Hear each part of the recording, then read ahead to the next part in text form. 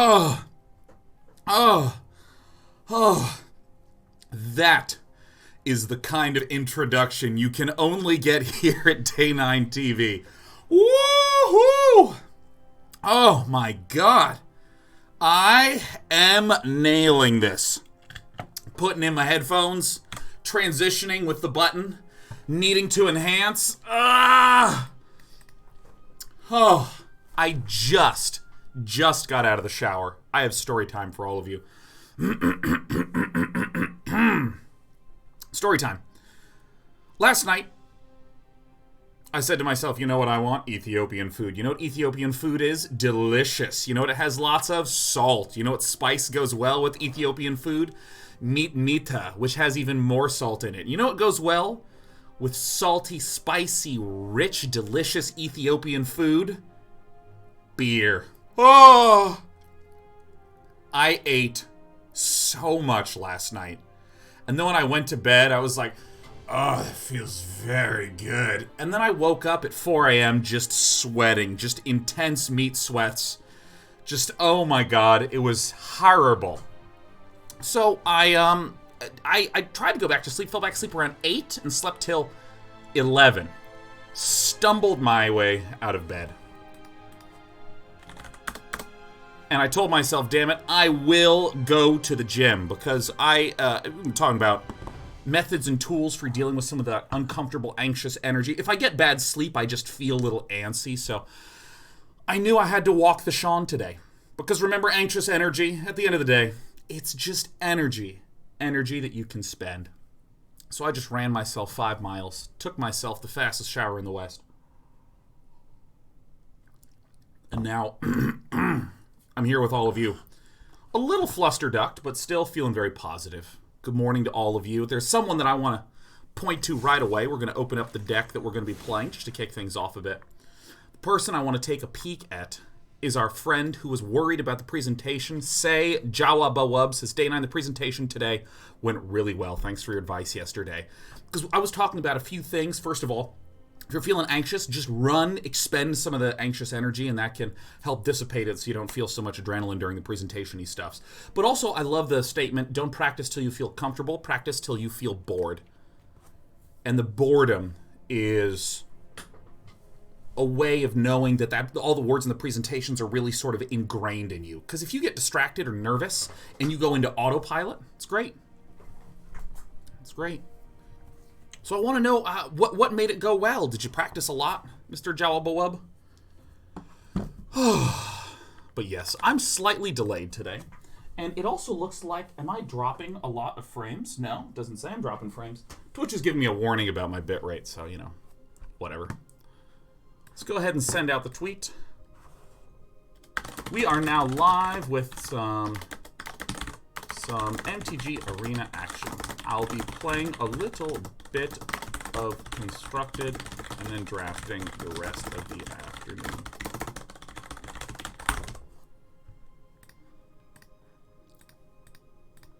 Excellent.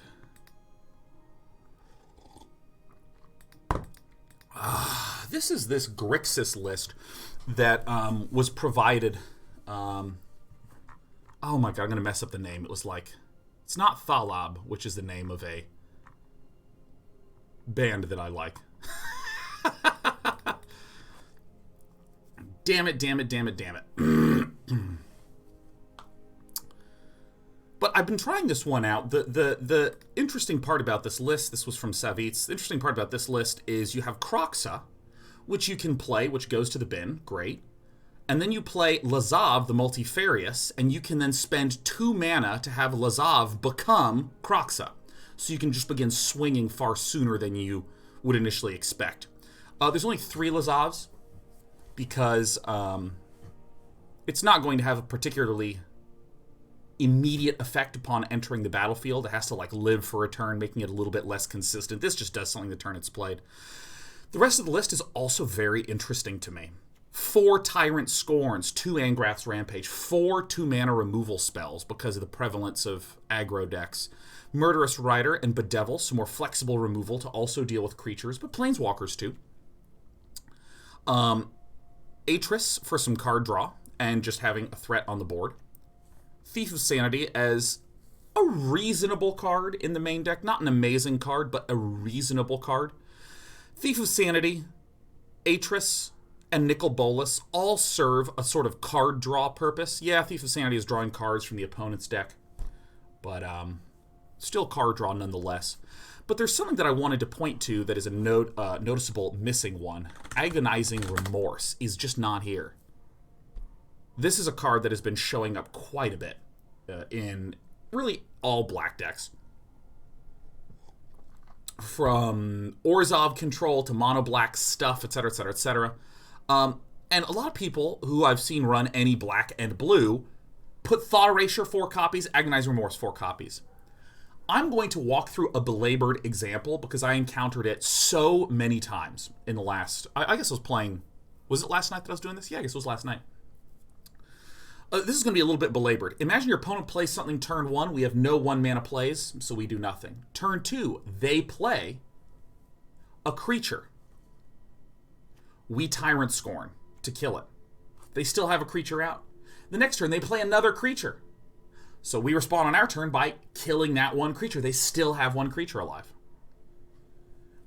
Because all of our removal is single target removal, i.e., Tyrant Scorn picks off one thing, Angrath Rampage picks off one thing, Bedevil picks off one thing, Murderous Rider picks off one thing. Because we're picking off one thing per turn, we can often wind up in a situation where our opponent either has a turn 1 play, a turn 1 creature, or our opponent plays 2 creatures in one turn later on, and if we're just 1-for-1ing, we will eventually not...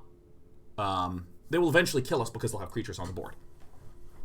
So what are some conclusions that we might make from that experience that happens a lot? The first is, well, if we have a Thought Erasure on that turn 2 where our opponent maybe has 2 creatures out, if we Thought Erasure as the first play of our game, yes, we might eliminate one of their larger threats, but they still have 2 creatures on the board. We can wind up exacerbating that problem I just said. If we go 1-for-1 with our removal, they'll still wind up with a creature left over.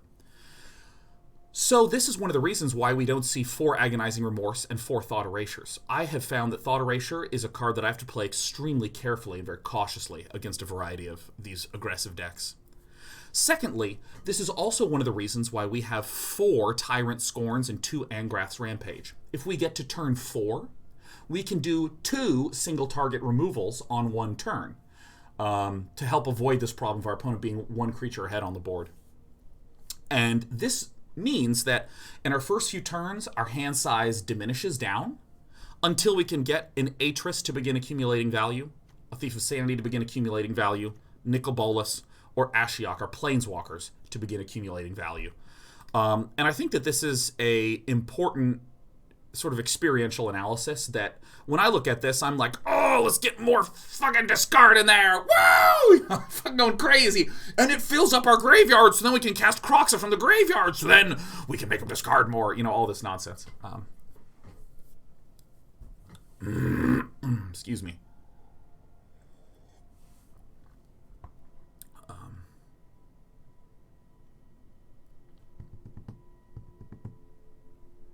Yeah, sorry, I lost my train of thought. Yeah, like, so I see a lot of these discard things, and I'm like, whoa, yeah, go for it. And also, what, Tyrant Scorn, why don't we put in some more of these sweepery things? What the fuck? And really, I will stress, instant speed cheap removal is much stronger against these aggro red and aggro Gruul decks than a Ritual of Soot or a Cry of the Carnarium. Because there's so many creatures with haste, there's so much need to remove things the turn they pop out. This is just a fun as hell deck. Real Soviet Tesla says Atris doesn't really accumulate value, it only triggers once. Yeah, that's fair. But I might actually stress that, you know, the point of it is that we play a card and we draw a card. If our opponent is just being aggro, playing a thing, being aggro, playing a thing, being aggro, playing a thing, they're not getting draw. And if we play an Atris, we often get a 3-2, which is a good blocker, and then we also have a card in the hand. So I suppose the language I should use is that it is more value E.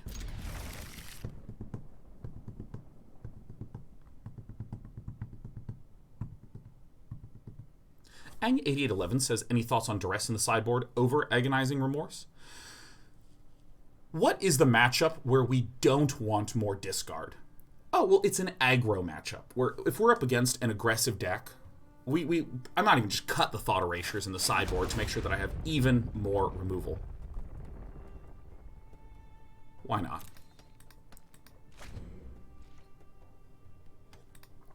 So when would I want discard? Typically against control decks or more spell-heavy decks.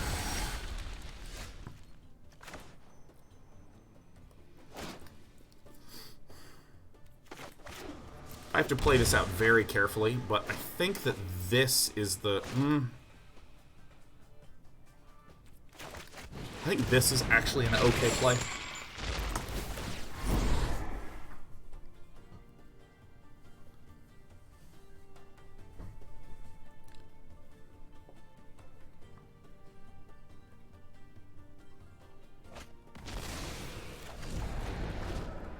Welcome to the bin. Welcome to the bin. Who's that? Yeah, what is it?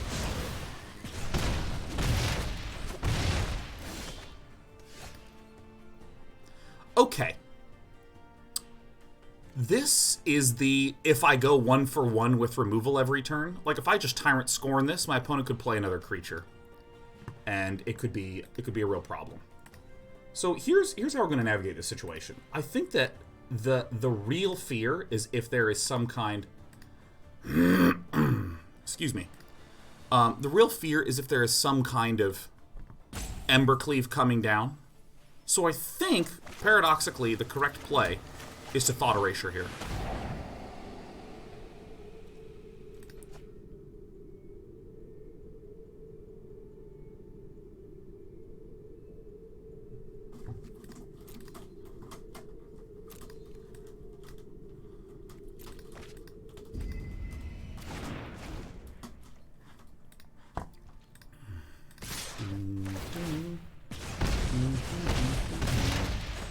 Turn 3 Embercleaves are incredibly common in this deck. Perfect. This is a creature, I think we're more or less okay.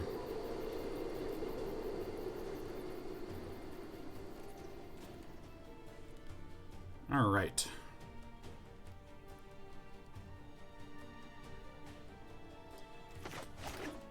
So here's how we're going to do this. We're going to play Lazav, the Multifarious. I think I'm going to need some more removal.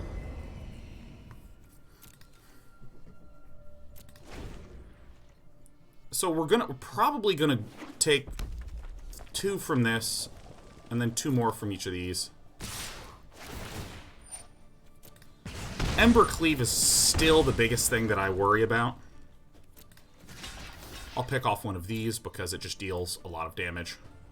I mean, this looks a lot like I am going to turn this guy into a Kroxa, when really I'm just trying to delete things.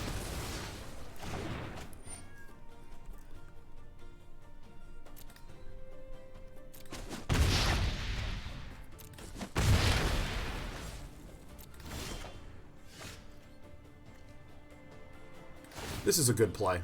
So I'm going to select the value for X to be 2. We're going to become a Kroxa. Auto pay. And now when I swing here,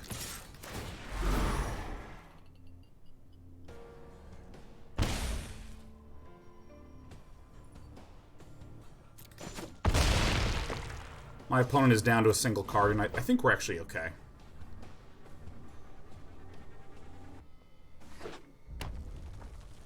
This is enough for the Embercleave, and we really hope that Sandy Dog MTG has the Embercleave.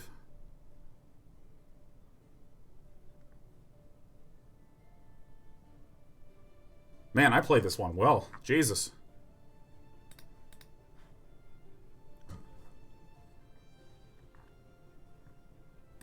Alright, by the way, Cardboard Live should be working again. It had to do a brief update, so I permitted it to do so. Oh, man. Great. Ghost Stalker 88, man. How are you doing, man? How in the whole fuck are you, dude?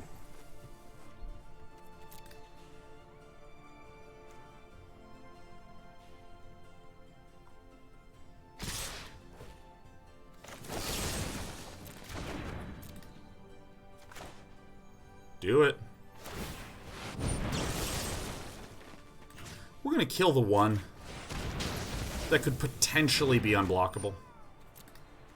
Even though it doesn't matter because we have lethal next turn. For any of you who did not know this interaction, I certainly didn't. If you play Kroxa from the grave, this is not Kroxa. This is Lasagna the Multifarious. So you can have 2 out. The legend rule does not apply.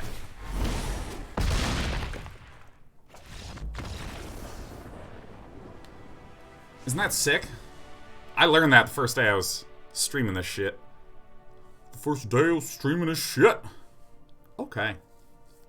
So, what do we think is going to be an effective way to deal with this? I think the Thought Erasures, we talked about that having some weakness here. Thief of Sanity really kind of blows as a blocker. It's a 3 mana, 2 block. I mean, it just totally stinko-dinkos. Enter the God Eternals is nice. It gives us some healing. I think Elspeth's Nightmare is also very, very nice because it is the same effect as a Thought Erasure. Like, I can peek in the hand, but it also lets me delete a thing the turn it's played. And then I think I'm going to go Cry, Cry, Soot.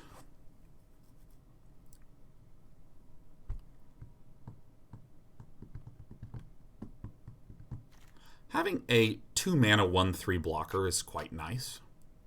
I think there's an argument to be made that I should be cutting these Kroxas. I don't know, though. I'm going to keep it because I just think that's so cool.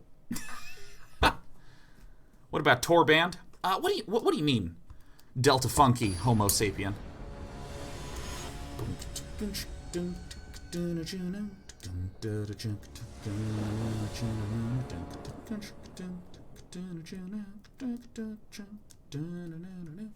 Real Soviet Tesla says, why not more Soots over the Bedevils? That's the type of why not question that I actually am totally cool with the wording of. Because you're very clearly indicating to me the specific maneuver that's there.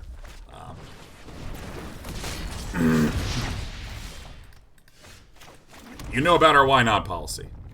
Alright, I might be fucked. There's 2 reasons why we like Bedevil as a card over Ritual of Soot. First of all, the fact that there's so many hasters. Boy, I'm screwed. The fact there's so many hasters means instant speed removal is very nice. And if you just peek at turn 4, I really don't want to get to turn 4.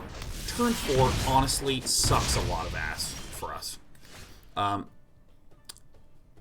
Like, if I had to wait one more turn, I mean, we would be in, I think, what scientists describe as a pickle. I think the mistake I made this game was not mulliganing. I think I just needed a lot of turn 2 plays. Wow. I have the look and feel of a person who is fucked.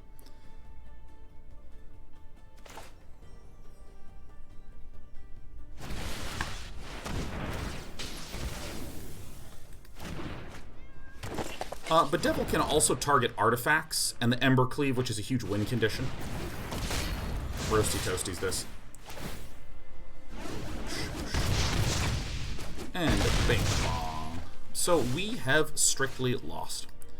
And I think that this is a mulliganing issue. Ritual of Soot wouldn't have helped here, because if I cast Ritual of Soot, everything summons a large pile of 1/1s.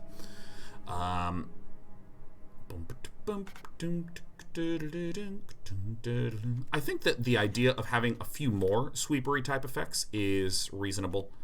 I also think that we might just cut these and put, like, the Duresses are actually reasonable. The reason Duress is a reasonable choice in this particular matchup, the reason the Duress is good in this particular matchup is the same discussion we were having before.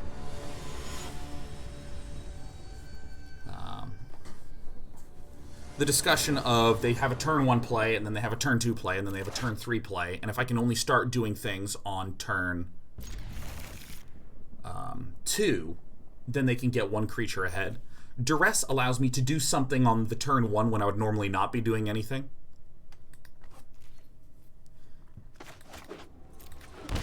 Taking some damage feels good. Okay. Alright. Let's make it work. What do I think about the Infuriate? I think we're actually okay. I think we just dunk the Embercleaves out of here.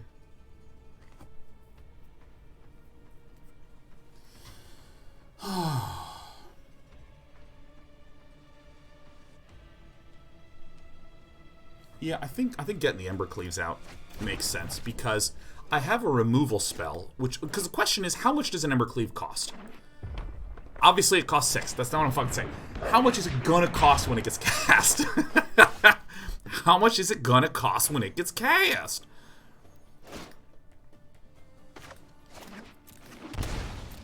And that will really determine what turn it gets played on. So if this Embercleave is getting played on, say, turn 3, I won't be able to discard this with Elspeth's Nightmare. See if I can get my opponent to cast this Infuriate.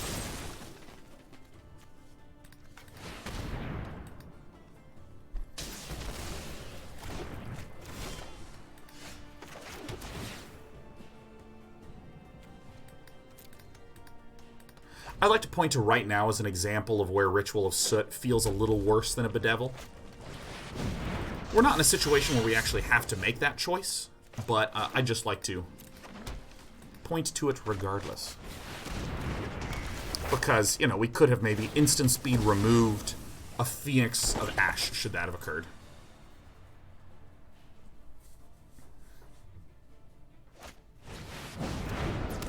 So now we are like 99% chance going to be able to eliminate any future... Oh, that's kind of a really good hand for our opponent, isn't it? Well, the Embercleave's got to go, you know.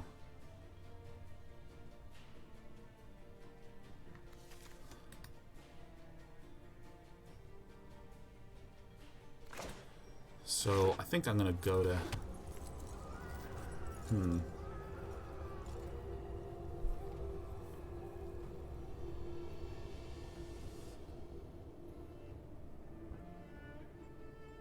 I think I need to get more value. I think I'm going to play Atris.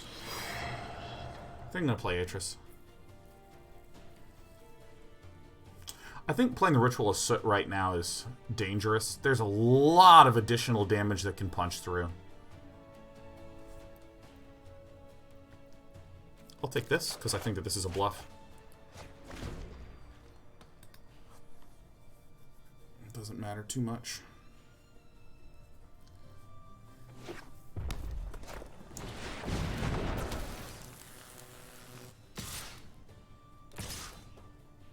Okay, this is turning out great. And then Infuriate to bring me to 3. Maybe.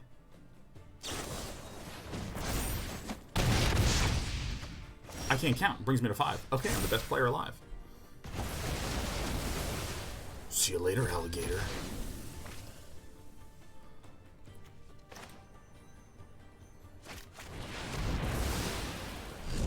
Thank God, Atris is a 4-mana herb.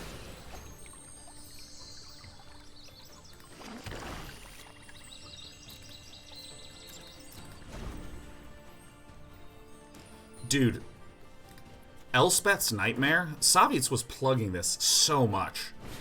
Just talking about how much he loved Elspeth's Nightmare, and I really get it. It's burned through all these Phoenix of Ashes. Potential to escape, because this only needs to exile 3 to escape. Well, I'm of course going to do this. This could be like an Infuriate or a Shock or whatever. I mean, that's no problem. So, we're now going to... Well...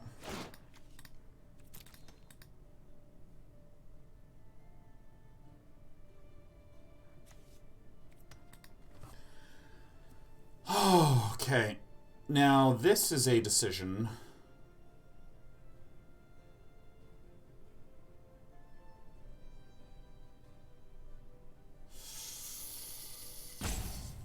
So, if I Angrath's Rampage to force the Fervent Champion to sacrifice, this means that Sandy Dog is going to have enough in the graveyard to escape.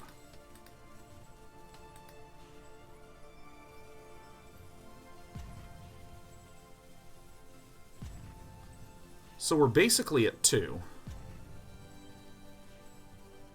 I think the play is to shock the land in.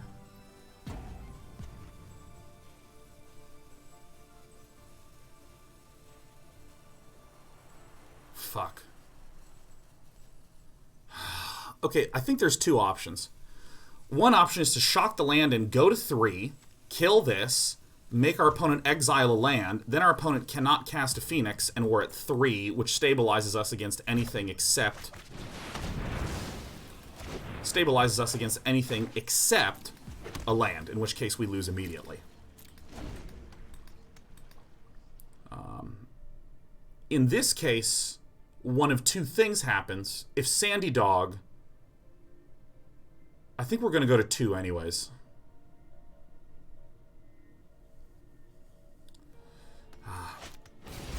I kind of still think that it might have been correct to shock the land in to go to 3 and to force a land to be burned.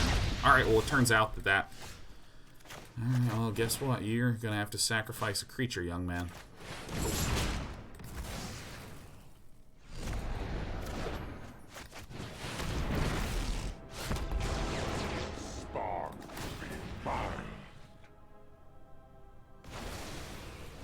Alright, graveyard's empty, which is fantastic news for us.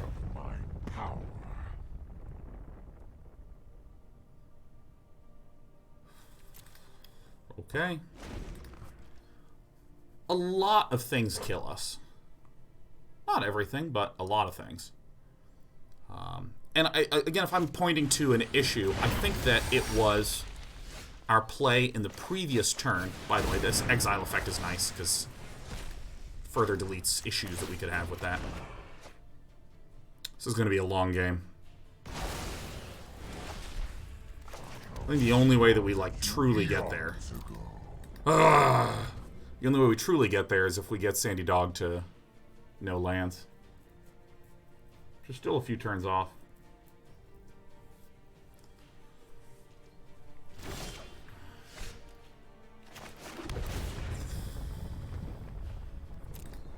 Very good draw.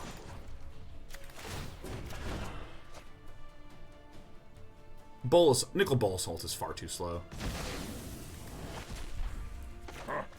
You have no it's just land deletion that we can really do right now. I will spare you in exchange for eternal servitude.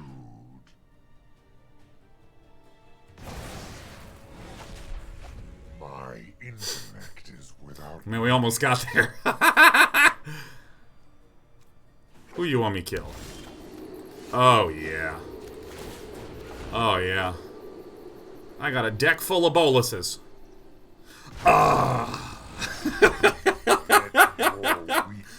Ah, yes. May your weak mind crumble. Ah! Throughout the multiverse. Oh! My schemes are never-ending. Eat it and die. Ah! Let me tell you something. I don't know who thought, in what meeting room it occurred, that this voice was considered an acceptable voice for a villain. I don't know what happened. Because in this household, there's been some Sabrina the Teenage Witch playing. And you know what happens? There's a character who's, like, made out of just muck. I don't know what it is. Like, I wasn't watching it. Brett was watching. I'm, like, walking back and forth to the kitchen and back to my computer. I have no clue what the fucking context is. But Muck Man who burst out of a tree who wants his crown back, he's just like, "You will give me back my crown or suffer." And I'm fucking, like, buckling with laughter. This is supposed to be a significant moment. Spoilers? I don't know if there's spoilers. I don't know how the show works at all. I'm watching How Are You Bred? Google it. It's a real show. And, you know, that also the character in the old fantasy movie Legend, that guy also is just like, "I will send the world into eternal darkness." And Tom Cruise was like, "Well, I have to fix it. Oh my God." I don't know who was in the movie. I didn't even think Tom Cruise was in that. Maybe it was. It doesn't matter. The important thing is I remember that fucking weird voice. And for whatever reason, this just like every once in a while, I'm watching someone in the house somewhere is watching some fantasy or science fiction or fiction at all, and there's just and I'm fucking head turns. There was a guy who I used to live with who was a DM, and 100% of that kid's villains was just like, man, oh man, I didn't play Dungeons and Dragons at that time, but like kids who played with that DM would like tell me just like all his bosses are the same. It's just one guy with like 8,000 hit points and a whole bunch of like unplanned twists and turns and weird rules being applied, and it's really annoying. And I just would fucking laugh my ass off just knowing that he was using but you forget that I get priority. I roll with advantage. Everyone's just like, this fucking motherfucker.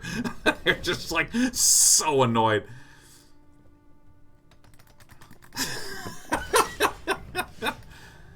Alright, what are we up against? We're up against... I think this might be the Sultai Uro list, and the way it works is it tries to get Uro as a source of card draw. Yes. It tries to use Uro as a source of card draw and stabilization and shit like that.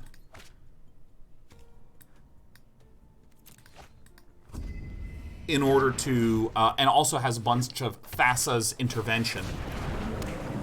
Ooh. God, I still don't remember who said that, but that was so funny. That Uro, that descending face, is what his dog sees every morning when he goes to kiss his dog. Who's a good boy? Yeah, I'll keep that one on the top.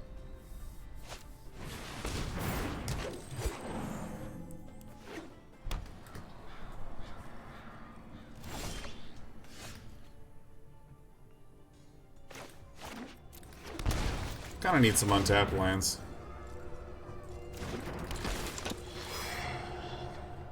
You make me choose stuff.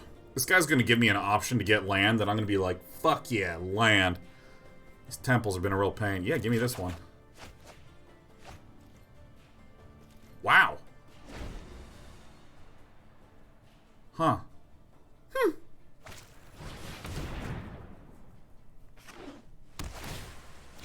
Yeah, I mean, I guess then that I am therefore doing a Thief of Sanity. Maybe? Is this a Tyrant Scorn? Okay, I guess I'm not doing a Thief of Sanity.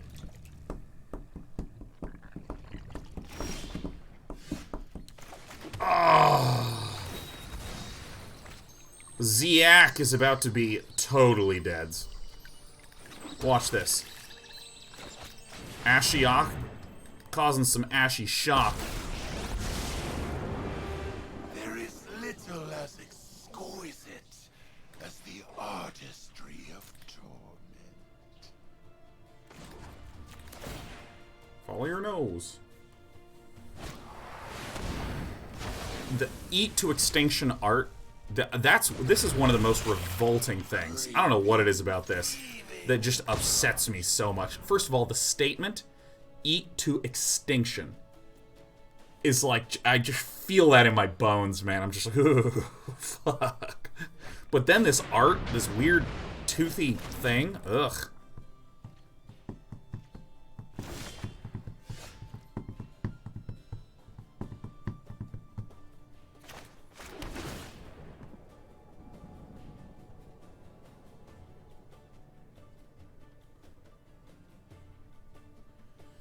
I mean, I guess.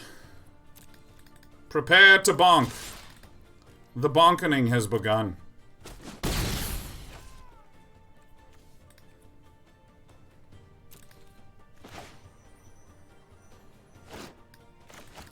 Oh, whatever. I'll just play this. I mean, yeah, you can Tyrant Scorn it, but if Ziak Tyrant Scorns the Thief of Sanity, then I can just Lazav back the Thief of Sanity at a later date. At a later date or alligator.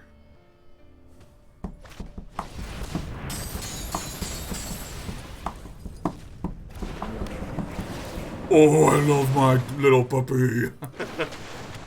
Who's the best boy? It's just so fucking hilarious, dude, every time. Alright, I mean, the play here seems pretty clear. I'm gonna Lazav. No. I'm gonna Tyrant Scorn to kill Uro. Super effective card. We're gonna bonk for some damage. And Zyak is low on cards, which is really the goal of Grixis.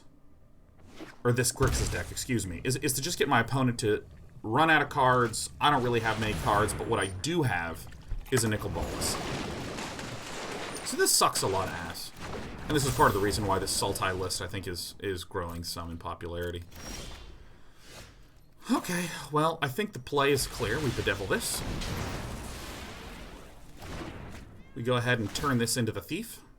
1, 2, 3. Autopay.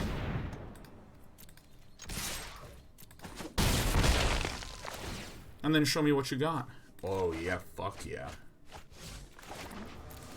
Casualties of War is still just such an incredible card.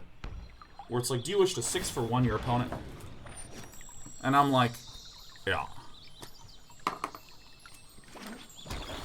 It's certainly no Casualties of Snore. Great. I'm putting a little deodorant. That's what I deodorant want to do.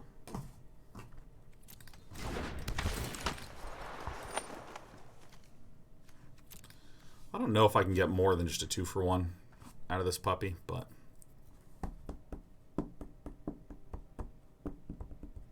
Dr. Dripnir says, have you seen the level of support Sacriel's been getting lately? Our man's blowing up.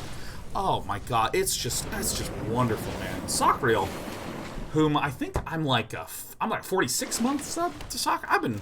I've known Sacriel a long time. Sacriel's just a fantastic person. So I think I don't block with this. If I do this, I can't pick off that one. Okay, well, what are you gonna do, huh? Land in a creature, huh? I guess I have to get...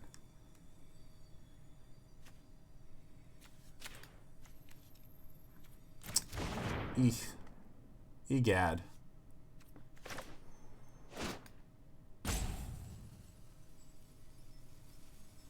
Well, this is just a big pile of shit, isn't it?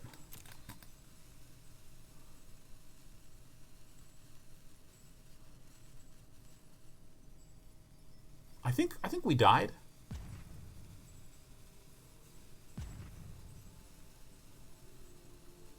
I'm gonna go ahead and just dip out. This turn was causing me to try to use my brain, and I don't want to use it that much today, so I'm just gonna get the fuck out of there. But yeah, Sacriel has just been an excellent streamer for such a long time. I mean, he's just fantastic. And with the popularity of, PUBG, Sacriel got, a viewership bump, because Sacriel was a very, very good player at that game. And also, very good educational content. But then, extending beyond that, I mean, Sacriel just started playing Escape from Tarkov as well, because Sacriel largely plays shooter games. And a big overlap that he and I have is in simulation games. We both really like, games like Surviving Mars and things like this. He started playing Escape from Tarkov, and I mean, he went from getting somewhere between 3 and 6K viewers, and now he's chilling almost 20K. I mean, it's the coolest shit ever. Okay, how do we want to snap this? How do I want to snap this man's neck? All my cards seem good. Is Thief of Sanity very good here? I don't actually think that Thief of Sanity is very good here. My opponent appears to have a lot of removal.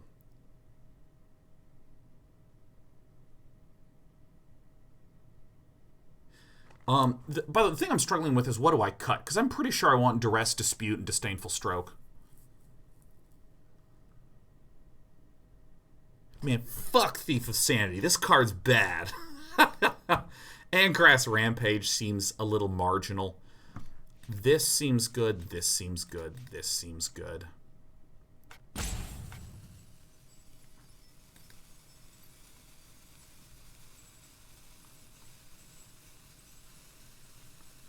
I guess I'll get one of those out, even though I quite like it. You cut the Thieves, cut the Lazavs too. I think that if that was the only synergy that Lazav had, I'd be like, fuck yeah. But Kroxa and Lazav just has an extremely nice synergy. But, you know, now that you've said that out loud, I think that maybe the correct play is to cut one Lazav instead of cutting one Tyrant's Scorn. I think that maybe that's the accuracy of the analysis. I think that what we say is we have 3 Lazavs, 4 Kroxa, 3 Thieves, 3 Thieves. We have 3 Thieves.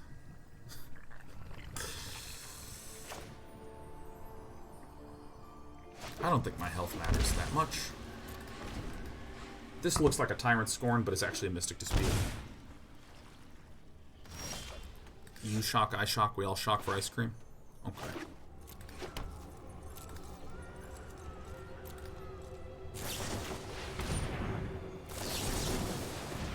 I don't know if this is correct. I truly, truly have no idea if this is correct.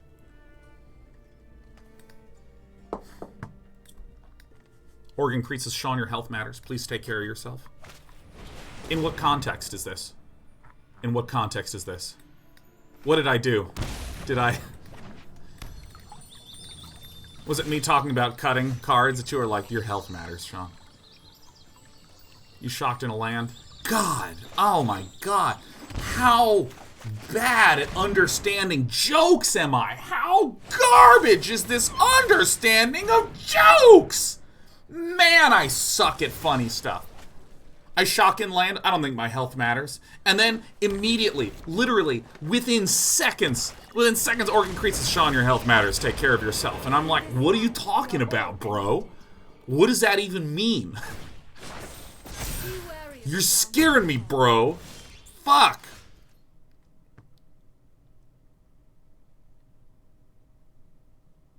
Oh my God, this is a nice list. This is just super nice.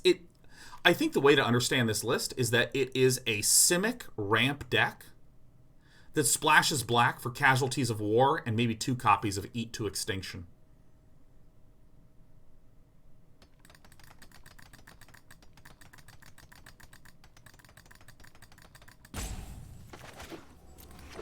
And I'm like, fuck you. Will remake the multiverse in my image. Eat the Nissa. Suffer Chomp on that for your Nissa. cause. God, Eat to Extinction is just the most evocative name for something.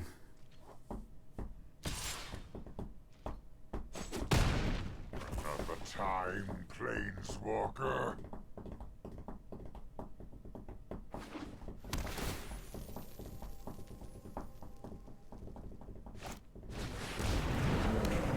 Oh, such a good puppy.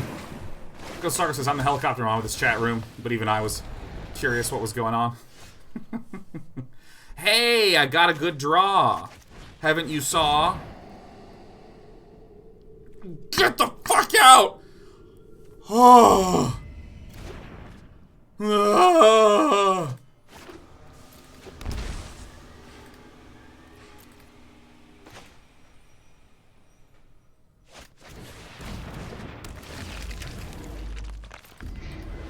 Keep it down.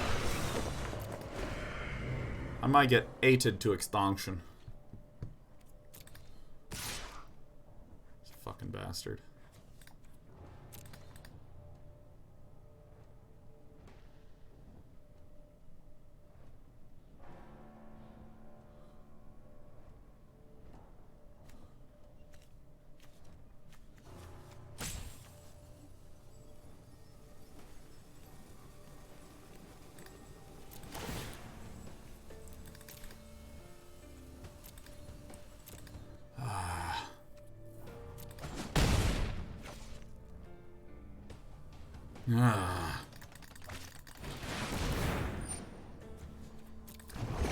Oh, you had a Hydroid Kree. You're such a bastard face.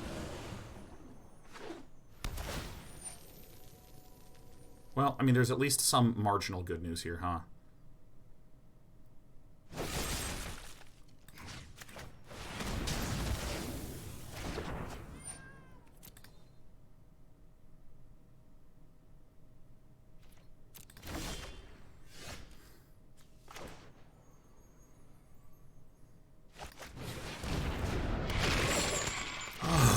Oh, man, this deck is great. It has so many power cards, and this is incredible.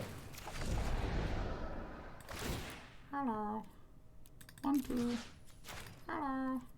Okay. Hello.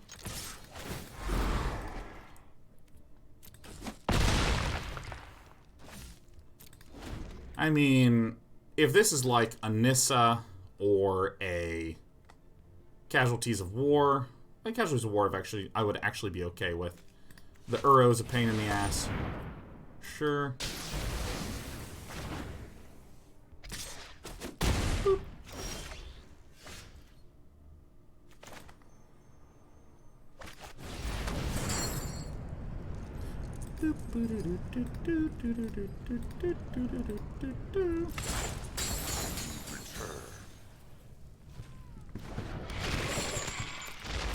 Bing bong.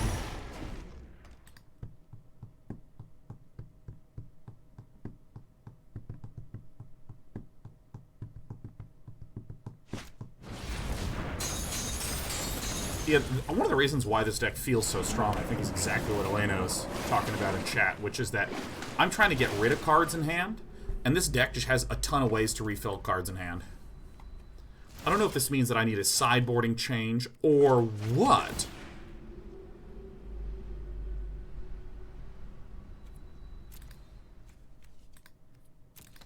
We just lost, huh?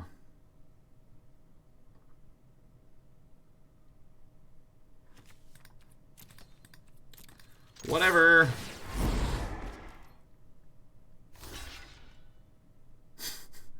Fuck.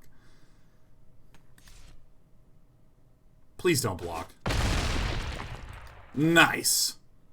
That'll teach him.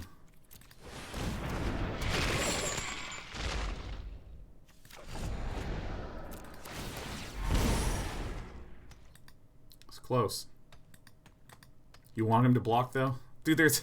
I'm 100% dead. I literally have nothing in hand that can save me.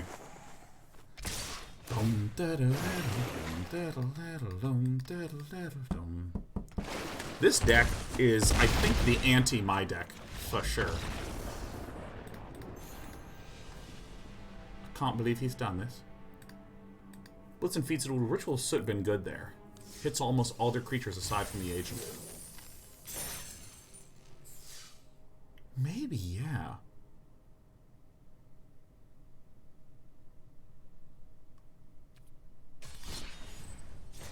One land off winning. I mean, I don't know if we had enough cards in Exile to recast. I don't mind so much. Surprise. MF. I love that your name has become marginally more conservative. Used to be surprise, motherfucker. And you're just like, hello, my name is Surprise. This seems okay. I have an early defensive chump blocker in case we're up against red. And I have some of my value cards in case we're up against something slower. I would be eating a Sammy.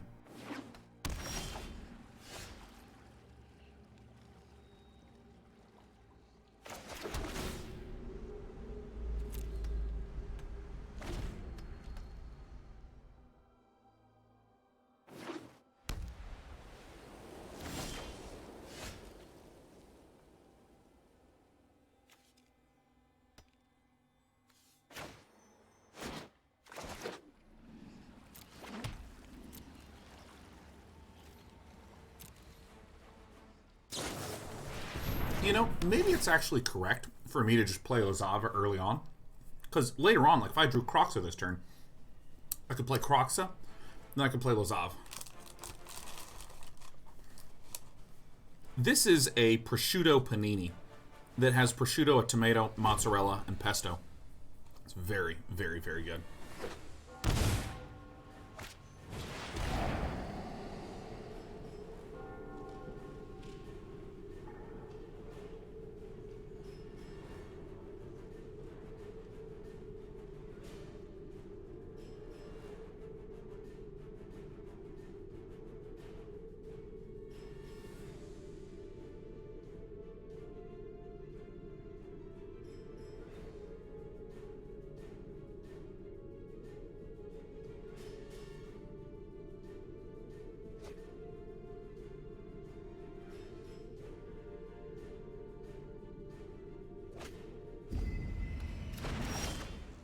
prosciutto truly is one of my absolute favorite foods. I love prosciutto.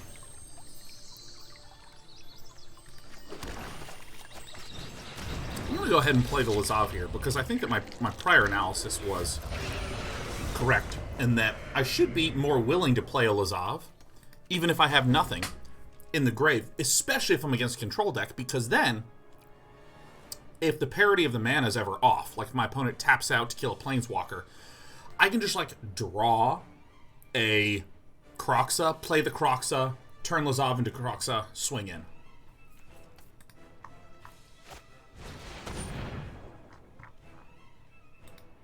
Is Sock real here? Is Sock real here? Chris! Chris! Chris! Snarl, snarl, snarl! Alright, goodbye. God, I love prosciutto. It's so fucking good. Boy, this sure looks like shit for us, huh?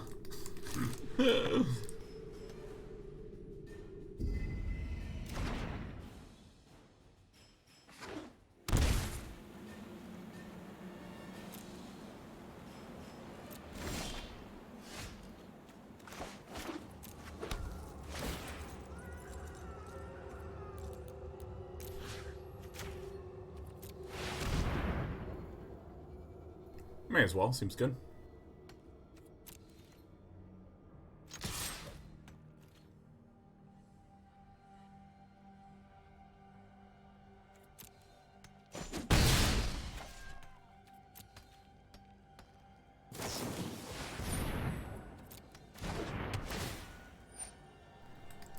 Brady W63 says, Rampage, Angrath Rampage deals with Planeswalkers, and our opponent appears to be Esper. What's the reasoning behind binning it? A rule of thumb that I think is really valuable when thinking about control versus control matchups is really, at the end of the day, it's whomever has more cards. It's all about the card advantage.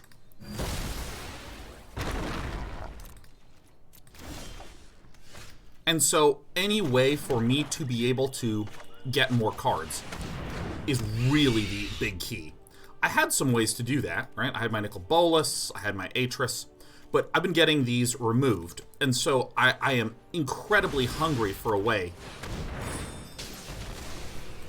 to just get some card advantage. Because, you don't need a lot of threats to close out in a control versus control game. But if my opponent just gets more cards than I do, they'll just delete my limited amount of threats, and then I'm dead. And if all I have in my hand is like, all I have in my hand is like a really sad Angrath Rampage, then I may become a dead game. So that's my reasoning behind it.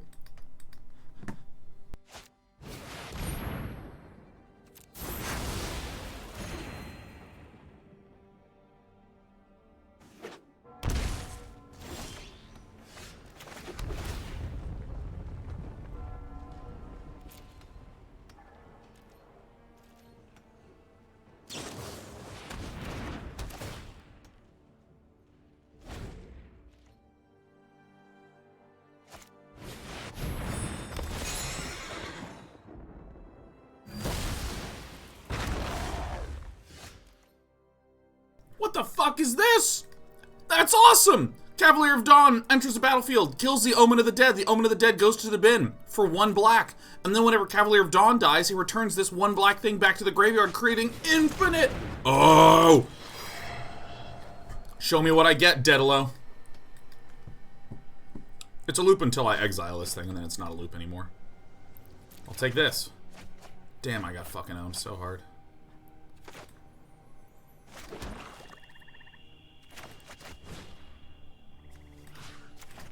Get your creatures out of there.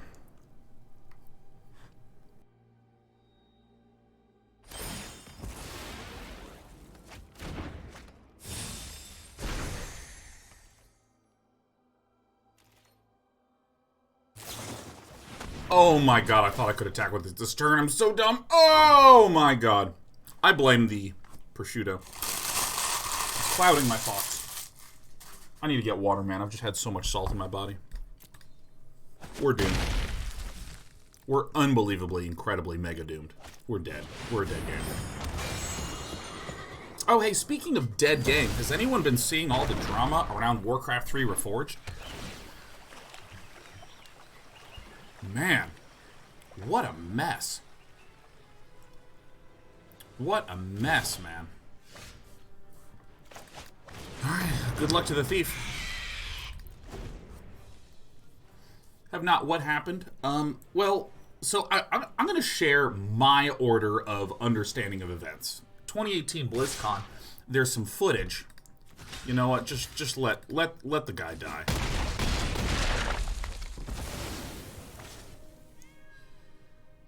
(2018) Warcraft 3 Reforged was at BlizzCon. I think it was 2018. It was 2018 or 2017. And I mean, it looked nice. Warcraft 3 Reforged looked like really nice. And I was like, oh hey, that's pretty dope. Boy, I am just getting owned in every direction. Let's see if we have some help. Good. Look nice. And then,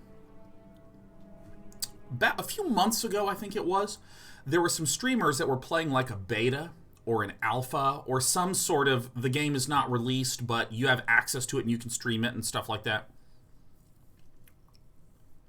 And when I watched that footage, it looked terrible. Like the art and the assets in there, it legitimately looked terrible. Not just terrible on its own, but it also looked very, very, very different than the whatever was shown at 2018 or 2017 BlizzCon. Again, I can't remember which one. And I had a number of friends who played the version of BlizzCon and were like, "Oh, it looks really nice and looks really crisp." It was 2018, thanks Excalibur Z.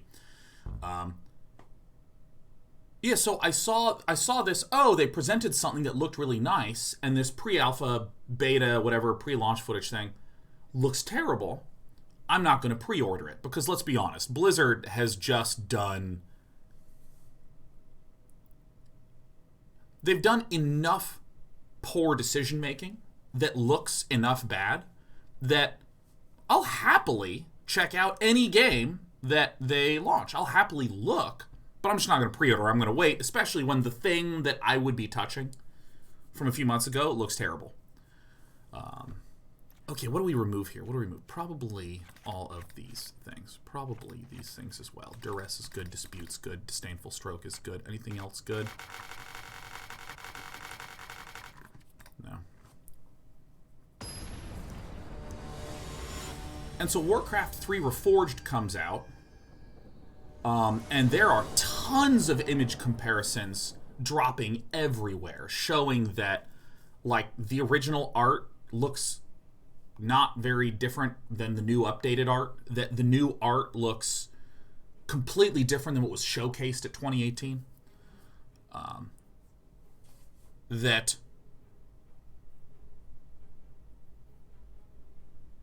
Oh, yeah, and when Warcraft 3 Reforged dropped, apparently... Yeah, why not? Apparently, if you were a Warcraft 3 player, like just bought the disc in 2003 or whenever Warcraft 3 came out, and you just were using your game and playing it, and things were fine, you know, and they had the ladder and matchmaking and stuff. If you got... Once Warcraft 3 Reforged came out, they were trying to do something similar to StarCraft Remastered, where if you had the old version, like the regular OG version, or the remaster, you'd still be playing on the same Battle.net, you know? So it would just be the graphical changes between your version and my version. And so, apparently, what happened... I think I just get rid of this fucking guy. No? Apparently, when Warcraft 3 came out, it just broke all the functionality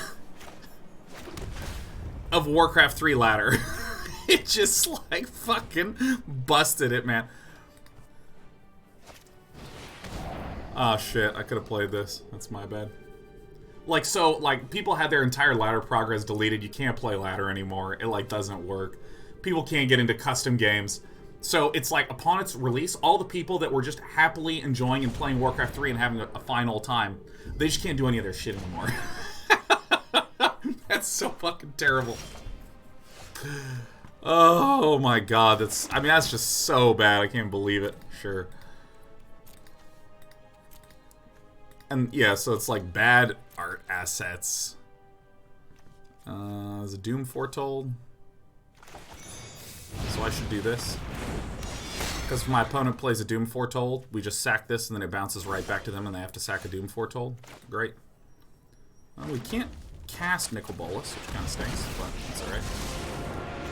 I wonder if all your I did it. fears are given form. Anayo says, that's true. I can't even host a single-player game versus AI because it forces you to host an online lobby. Yeah, so there's just, like, all this functionality that's been, like, deleted from people. Like, they just can't do their stuff anymore. I think this is fine. I think the Elspeth's Nightmare is a little bit tempting to me, but I don't really know what I would cut for it.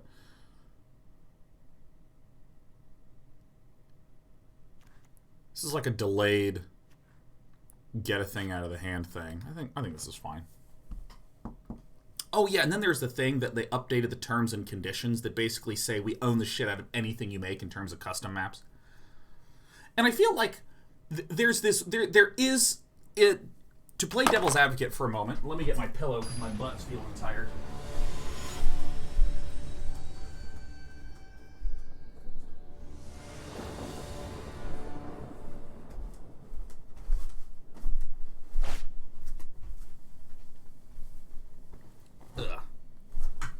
Ugh.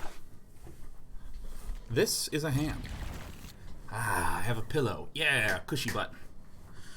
To briefly defend some legal concepts, I think that there's this kind of weirdness about the way that copyright law works, where, for instance, if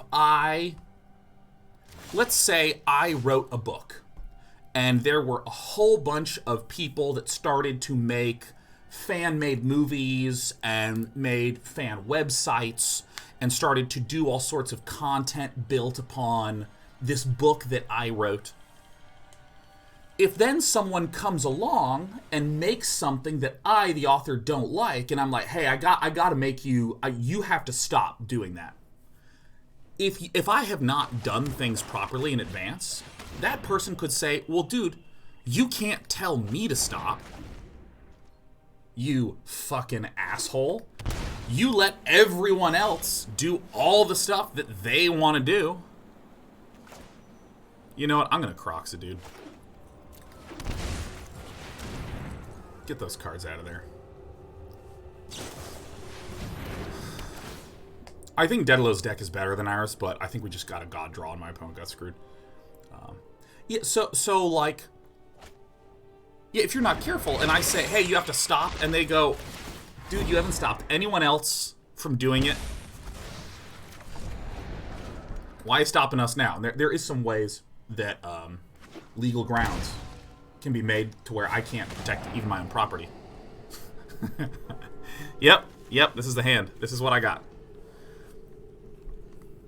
And so, one of the things that really commonly happens is I will, put some terms of service, use service that just says, hey, I can tell you to stop doing anything with my content if I want to. And then if someone starts doing something, I reach out and say, you need to get a license.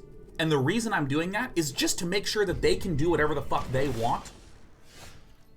Because I want them to do that. And I don't wind up in some sort of crappy situation. Ugh, this is a bit of a rough spot. That's fine, whatever.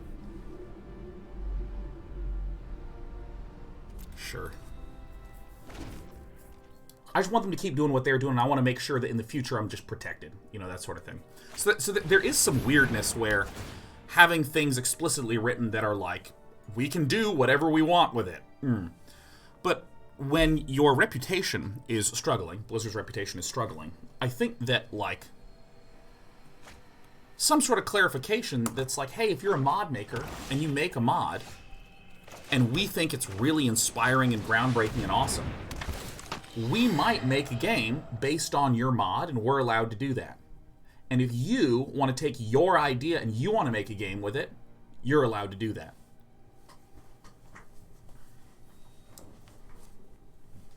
You know, like if I... Fuck yeah, dude. That's exactly what I want.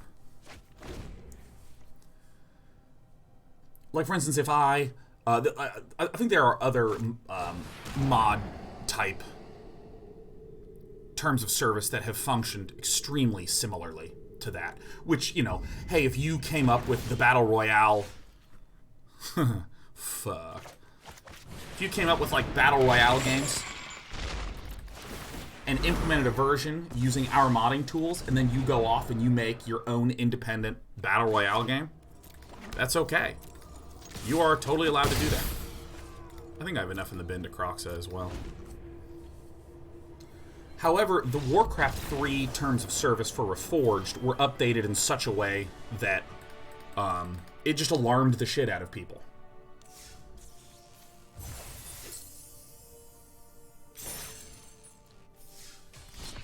Like, I'm not a legal expert, so I don't know literally, straight up.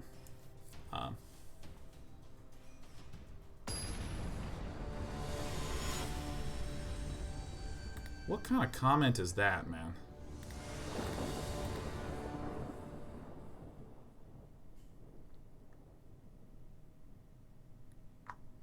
Let's go, Pult. I deleted your comment because it's a little... It was just unkind. I don't understand, man. You're gonna get a 10-minute ban. Just come back and be polite and be pleasant, please. I'm not a legal expert, so I don't know if it's that literally 100% I am certain that Blizzard will be trying to screw you. Blah. Like, I'm not saying that. What I am saying is that when it looks like the art assets were done poorly, the game is broken, people can't host some of their old things, and there's a terms of service that appears to start to make people feel like Blizzard is not even going to allow you to do mod stuff without us just completely taking over everything. That feels bad. I think I get rid of the Blacklands Paragon because now there's no turn 2 play. Temple of Deceit. I already have a Temple of Malice. I probably want some action.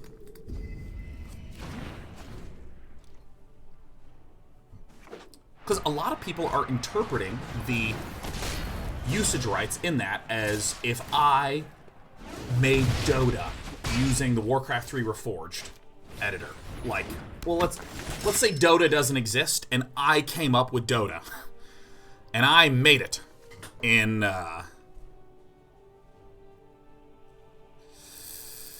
fuck.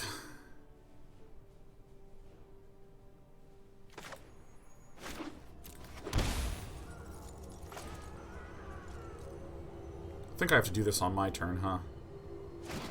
No, I can do this here.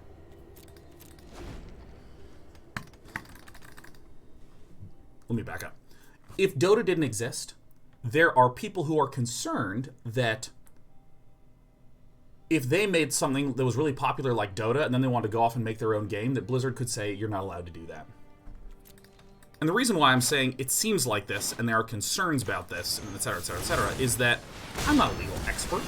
It could be completely fine. But I'm trying to distinguish between what the reality of something is versus what the perception of it is. And, like, with all these things that are bad, there's this follow-up perception where people are just like, what the hell's going on? This is making me really, really nervous. I think that's actually an okay keep. I mean, obviously, if the Embercleave land comes out, then that just, like, totally sucks, but...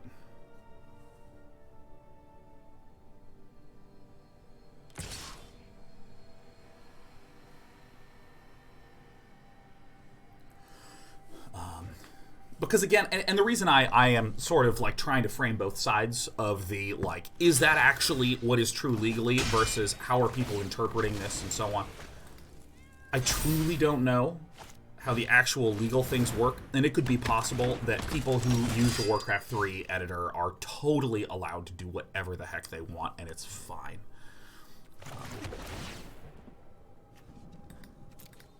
That could be the case.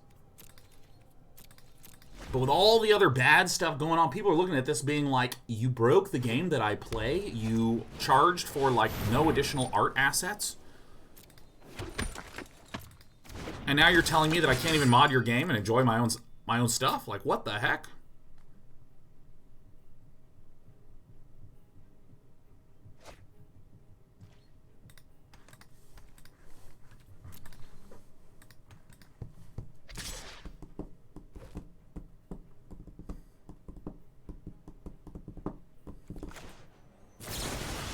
I'm gonna just blow this up. Dude, this Mardu Knights deck that I have addressed none since we started playing is very, very cool.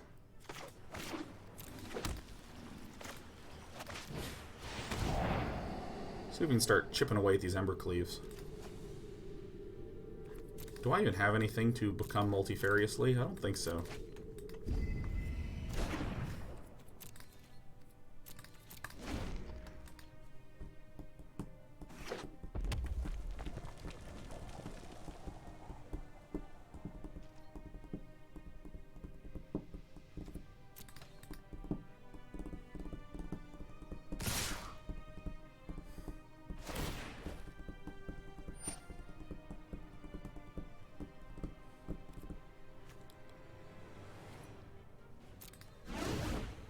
I think I blocked this. 1, 2, 3, 4, 5, 6, 7, 8. That's fine. This gets attached to this. And this is an artifact, so I destroy this artifact. And then I begin piling up tons of 2/3s.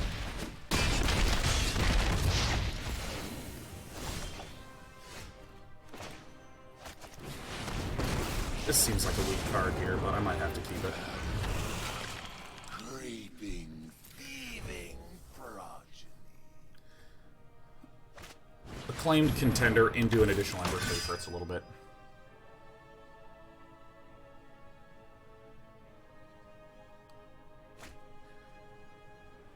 Yeah, Acclaimed Contender and Ember Cleave is pretty freaking strong.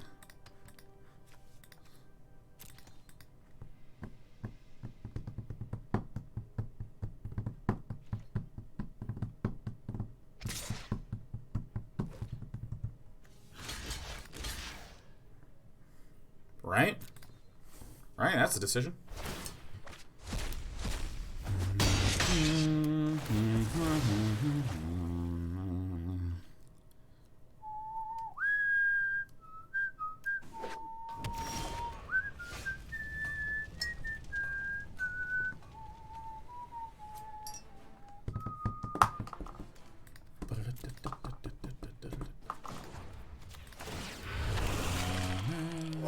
Your fears are given form.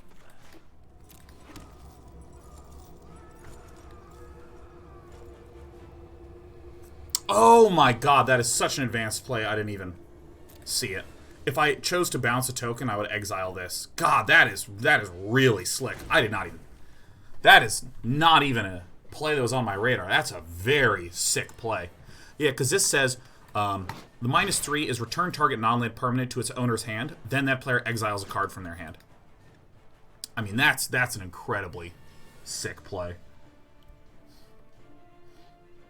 I mean, that is just a great play, man. That's super, super dope. So, we die. Okay. Okay, we don't die. That's great.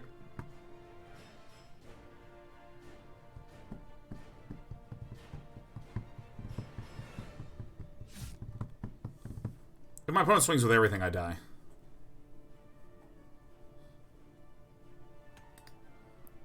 Well, let me be really specific. I get unbelievably fucked up. But what Igor Sedenko does not know is what's in the hand. So if I block like this and eat one of these, if Embercleave goes on this, this is 6 damage. this 7th could have come through, but they're both attacking Ashiok, so nifty thrifty United Statesies. Boom, boom. If I blocked each of these, that would be an issue. But with the way this is blocking, this is 4 and 4. Oh no, I died. I fucked up. Alright. Let's see what our opponent does. I miscounted the trample damage on this. I was like, okay, so the 4 will go through after this thing dies. Don't attach it to this one. Damn it! I don't mind too much because this deck should really struggle game 1 against this specific deck because this deck goes so wide. But we have a number of very, very good cards against it. So first of all, the Thief of Sanities have got to go. I think these Thought Erasures are also probably going to go. Because if I cry the Carnarium, Ritual of Soot, and then Elspeth's Nightmare. I kind of want another Elspeth's Nightmare in there.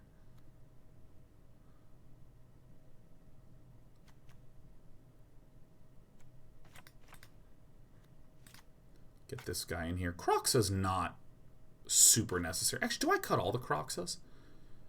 Put in Duresses? No, I think that's fine. I think Kroxa is the least good card against aggro that we do have, but it's still fine to have.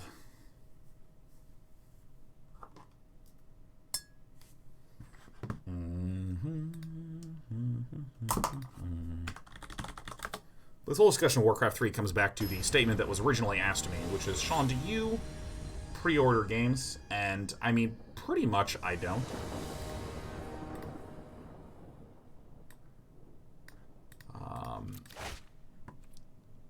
I'm sure that I have, but I mean, I you know.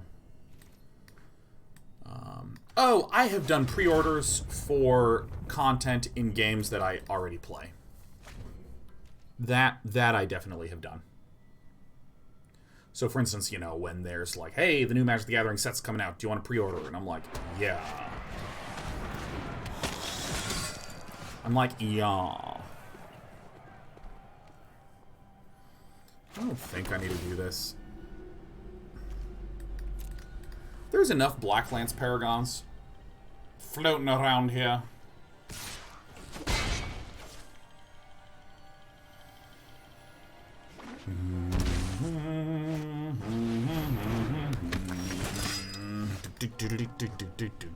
This is actually a really important turn to cry the Carnarium, because turn 3 is when Acclaimed Contender can fall. And Acclaimed Contender is, I think, one of the big reasons to run Mardu Knights if you want to run Mardu Knights, because it's just so consistent at finding shit you need. This is going to be a relatively straightforward, just go 1 for 1, go 1 for 1, go 1 for 1, go 1 for 1. I mean, I got a deck full of removal. Lennox97 says, what's even the point of pre-ordering nowadays? I used to do it because you got benefits, but that doesn't seem to be the case anymore. Yeah, I can wrap my head around people doing it for benefits. That absolutely makes sense. What do I do here, huh? Acclaimed Contender is more than likely going to come down. I think that what I do is I'm going to play Atris. I have plenty health to be able to get around any issue of an Embercleave.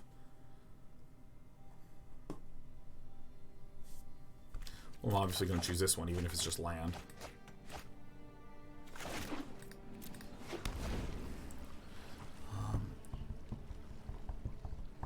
So, I know for a fact that once upon a time, a lot of AAA studios / publishers... By the way, I'm just going to block here, because I'm just trying to minimize damage. I assume there's an Embercleave in hand, so, I mean, I think that it's reasonable to just block here anyways.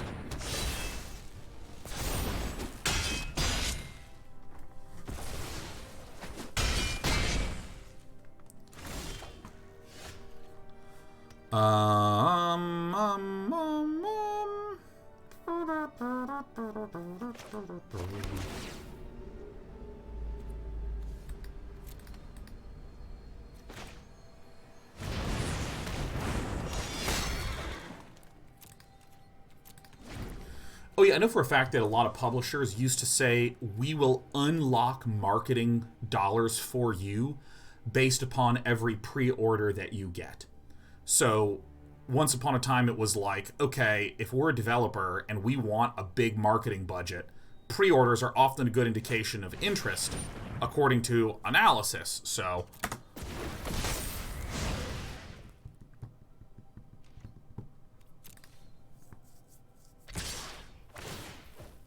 who's doing which thing to what place where?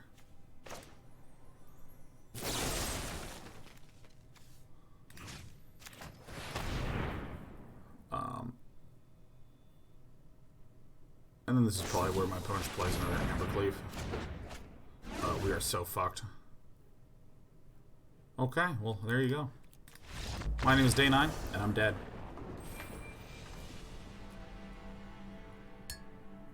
Boo.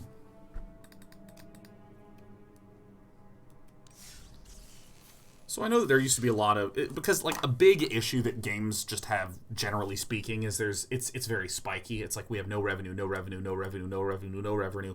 All the revenue for the next 4 years, then no revenue, no revenue, no revenue. So if you can get the pre-orders in, it can kind of smooth it up, and then you can have some microtransactions or whatnot to smooth that out. I've been struggling quite a bit with aggro decks with this deck. I think I may be playing this a little incorrectly, but I had a lot of removal. I don't know. Some of these go really wide decks I've been struggling with. So I think I just have to mulligan this, right? Because I just need these 2 drops. I'm not going to need a stack of Lazav, so that's good.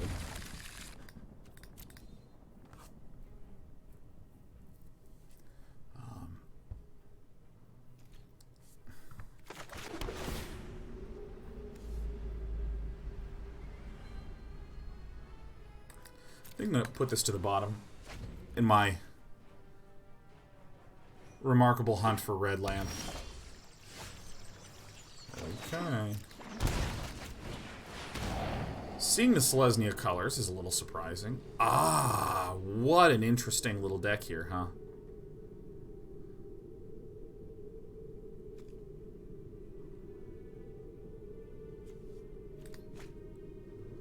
That's pretty sick.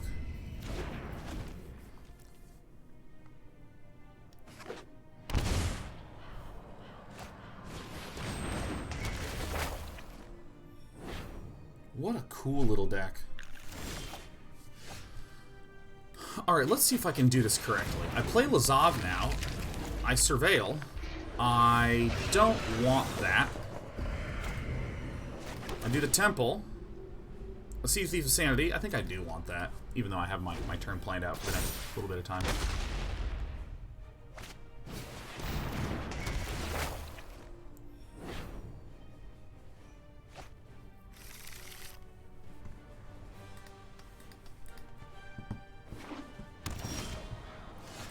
So then what I do is I play this, pay 2 life, Kroxa, comes down, hits, forces a discard, bang bang.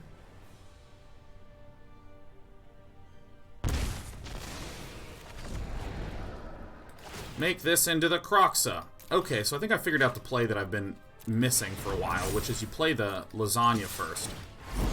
So that way you can swing with it in the same turn. I mean, that's pretty nice.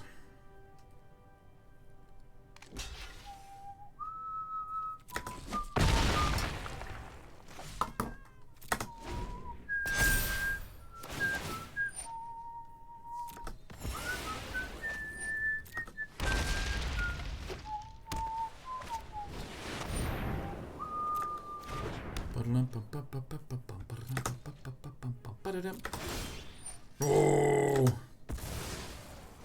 I'm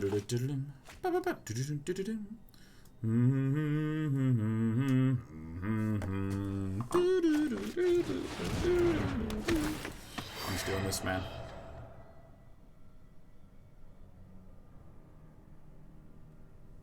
Birth of Malice is just the sickest enabler, man. I love this card.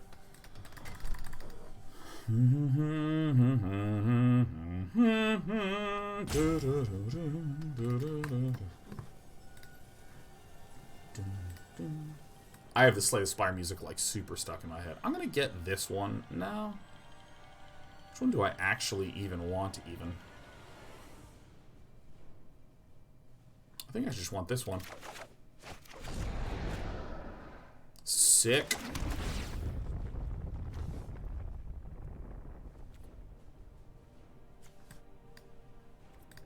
Let's get some juice, man. Let's blame it on the goose, man.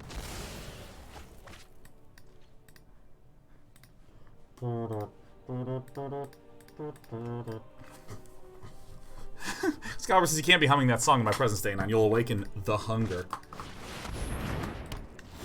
Oh my god, there is so much doom being foretold right now.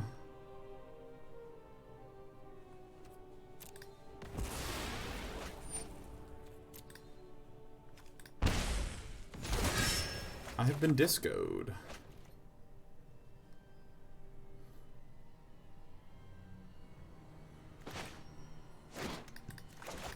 I'll play the threat first. Your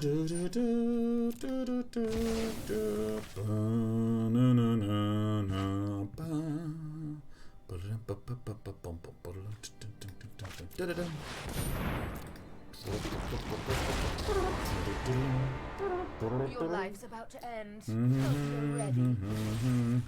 Saved!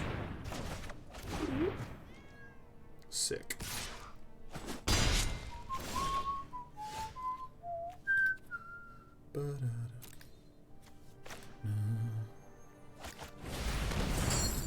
Exile a 1 and a 2 and a 3 and a 4 and probably lasagna, the multi-lasagna. Boom. Dang, gone. Get thee gone. I don't think there's any Lando in here.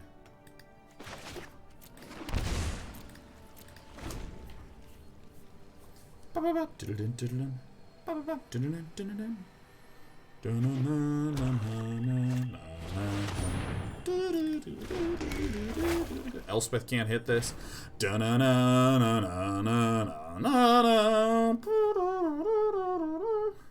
God, that's like so sick. Sometimes sacrifice is necessary.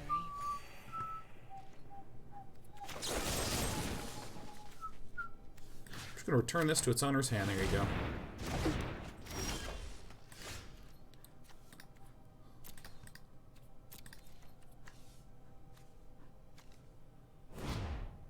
Whenever it attacks, each opponent discards a card, so that's probably okay to do this and then play the Thief of Sanity. Because this is on Chapter 1. Let's not be too critical of our opponent playing Elspeth against this, because we've done that like a billion times ourselves, and it's fine.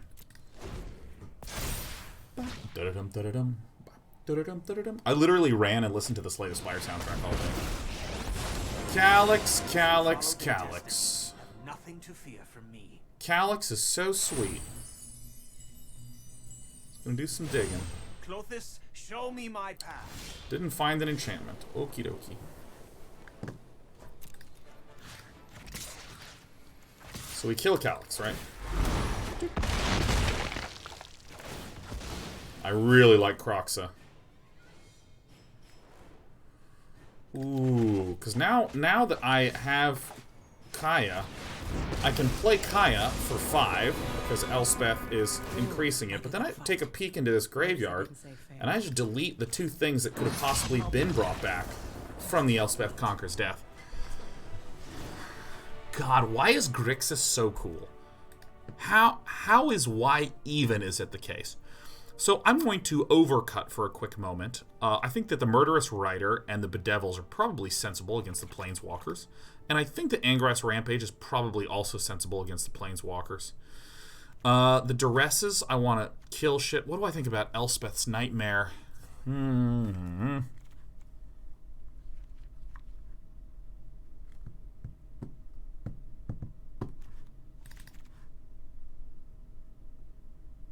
I mean, I think I'm just going to sideboard very simply, right? I think I'm just going to sideboard very simply.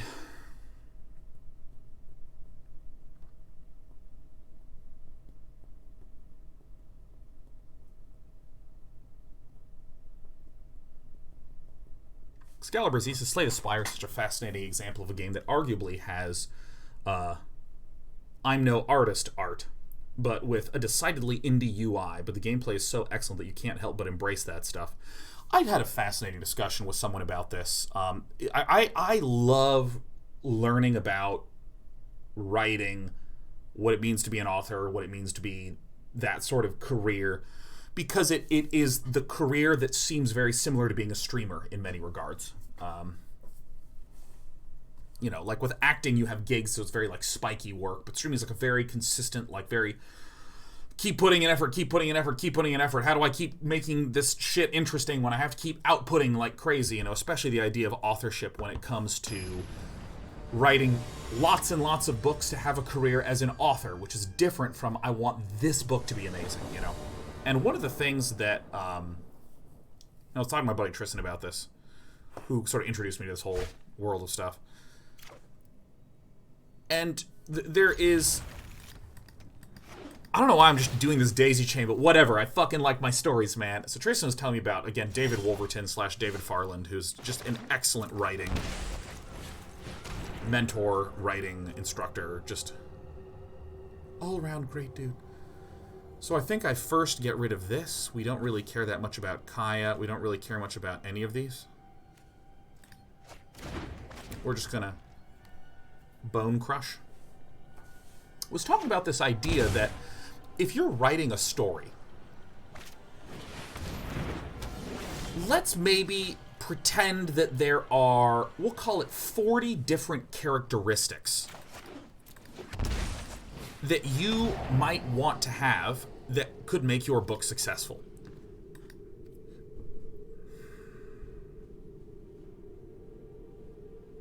Yeah, I mean, it's obviously the best play. Obviously, I need to put it in the bin.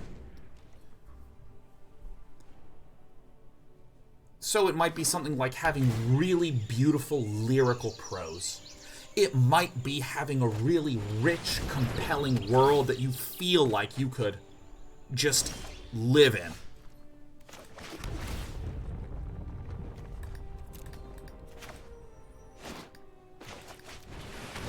It might be great plotting or great characters or great action sequences or a really interesting magic system or really beautiful descriptions of locations that are very visceral. You might have all these different characteristics.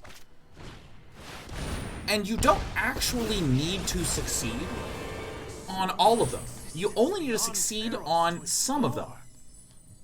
And so when some people, you know, say, point to something like the Twilight books, they'll say, but the prose is nowhere near as good as this book, therefore it's bad.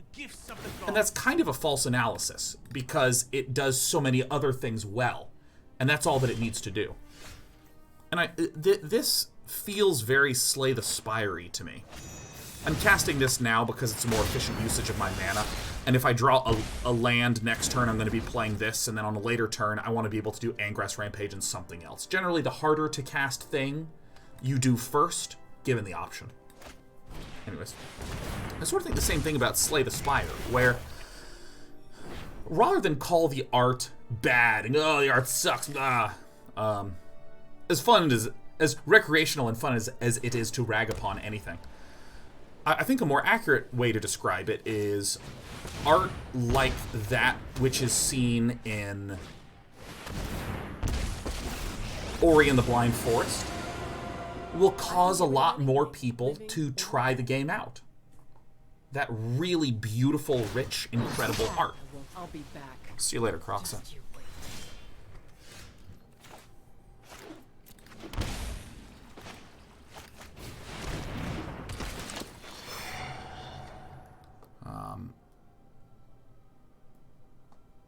Yeah, so I think that on the art axis, Slay the Spire's art, if we're trying to state it objectively, is the kind of art that, when initially seen, does not have the same sort of visceral, I want to go out and purchase this product, in the same way that Ori and the Blind Forest would. Yeah, fuck yeah.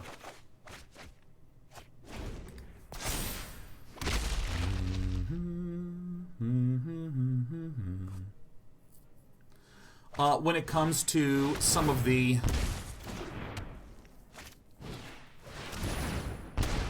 interesting. Chugga, chugga, chugga, chugga.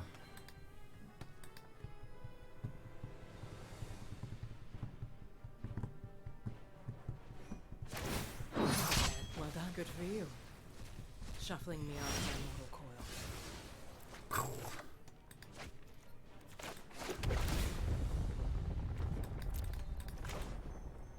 Yeah, but when it comes to, like, the gameplay of Slay the Spire... Yeah, Slay the Spire has, like, unbelievable gameplay. And it's so good that it causes another really important quality of the game. Makes people want to talk about it. And go to their friends and go, you gotta fucking play this game, you know? The music in Slay the Spire, I think, is great. I think it's great, great, great music. It gets me all fucking hyped.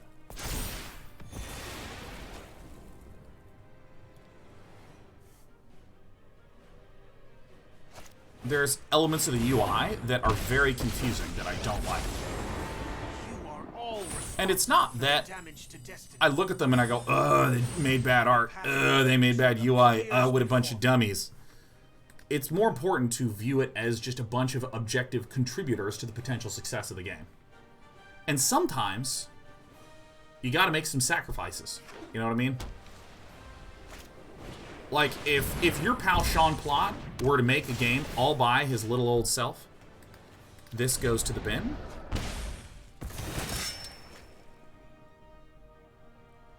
Probably this goes to the bin.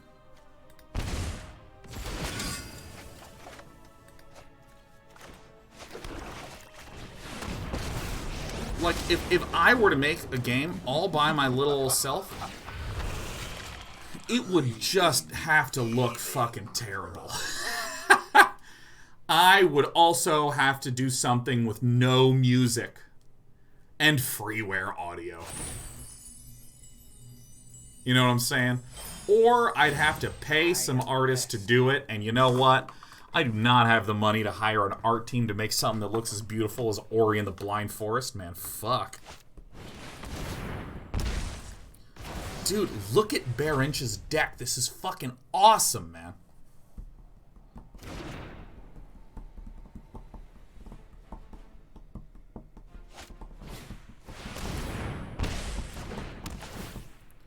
Hunter 1273 brings up a great example of Lucas Pope, who made, I have never been so owned. Look at this absolutely sick play by Barinch.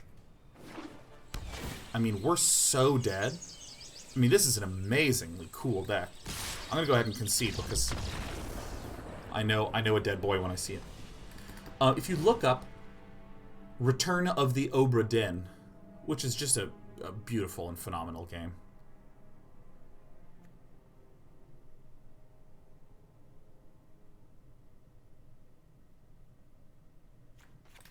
Fuck it, I'm going to give this a shot. I don't think this is actually going to be amazing, but I kind of want to see how it plays. Lucas Pope figured out this just extraordinarily, viscerally beautiful art style for Return of the Obra Dinns. God, it's just so good. Fuck. Now, if I made it, I would be dog shit. Mine would suck. But you know, when I look at the art style of Slay the Spire, I think the only objective way to analyze it is to say this kind of art style objectively does not cause as many sales as some other art styles that could be named. And get this.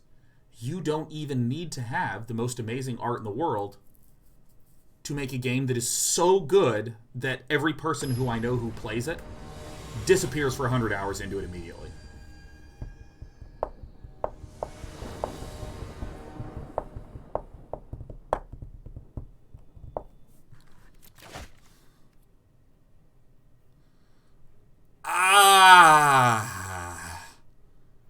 Fine. You've talked me into keeping it.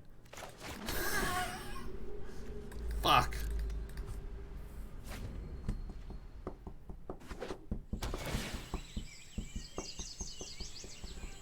Because I think with art, it's very easy to look at... Oh yeah, because I see many people not with art fully acknowledge and proclaim things like, oh, yeah, I mean, oh yeah, you know, they just didn't have a lot of money for the art. They just didn't have it. Or excuse me, fuck, I said that wrong. You see a lot of people that with independent teams, they go, oh yeah, they just didn't have the money for all this content. Of course, there's small teams that just didn't have the money for the content. They didn't have the resources to be able to do that kind of thing.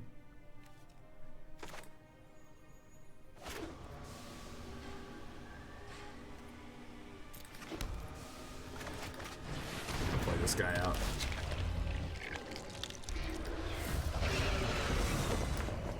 Like, this sort of clicks for people. And I've even seen people, when there are some sections that are a little jockety and or a little buggy, land one time. Farts.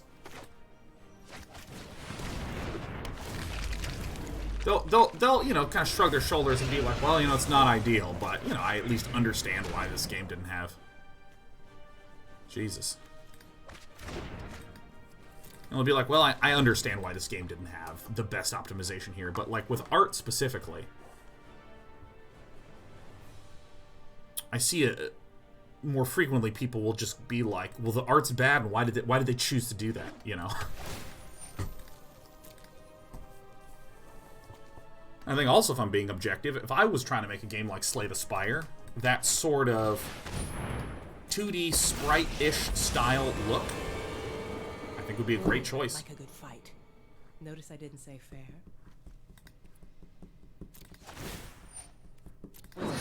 I'll be back. You beat me this time. Bravo.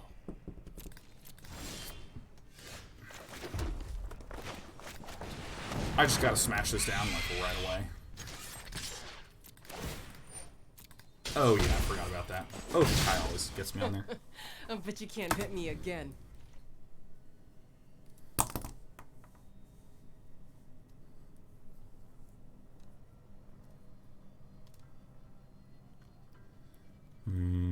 Syncopator just joined and says, if you want a game with good art, hit up Ori in the Blind Forest. Well, actually, I don't know if you've been typing before, Syncopator, but like, that's so funny you said it, because I was literally just pointing to that sort of art style.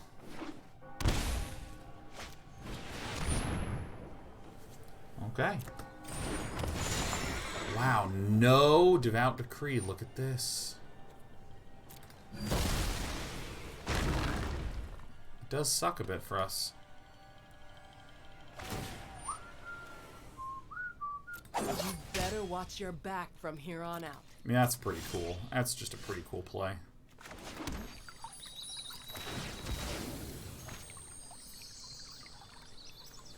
Oh, I'm pretty much always cracked for black mana.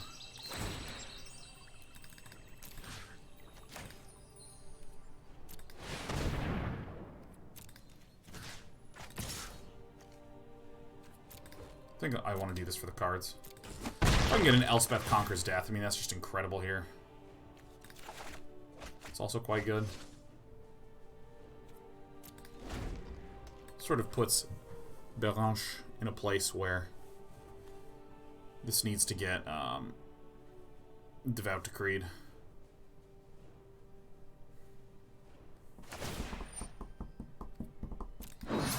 Well done. You won.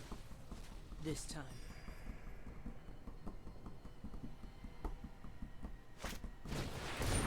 I still kind of feel like the Thief of Sanities are the worst cards in this deck. I hope it's land and then something else, because I'd love to bounce exile this. Like, I'd really love to bounce exile this. Like a Birth of Meletus or some shit.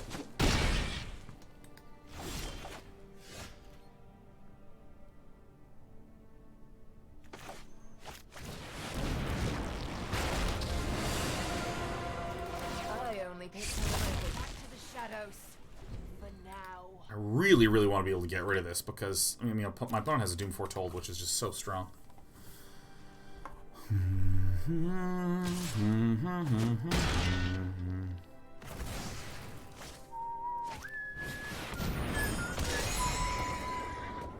Fuck. Jesus. Berange's deck is just the absolute fucking dopest, man. Alright, well, the hell do we do this one? I think we just lose. I'm gonna concede here.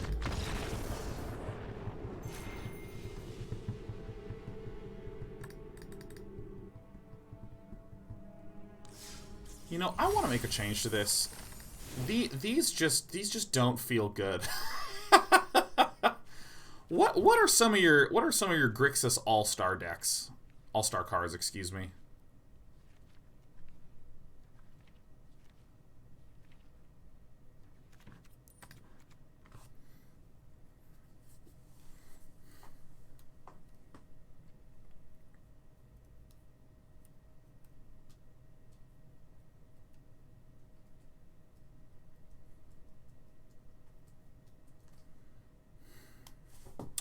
I'm worried I'm going to completely ruin what's making this deck successful by going up on the curve, which is a mistake that...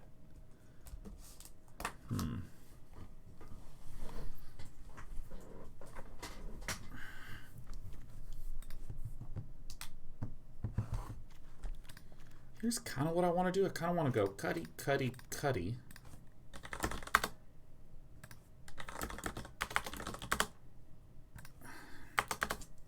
Shit. Does Lazav become... No, I think Lazav is actually okay. I want to add some Eat to Extinctions. Eat to... Now, let me look at what else is in the 3-mana slot. Particularly the gold cards.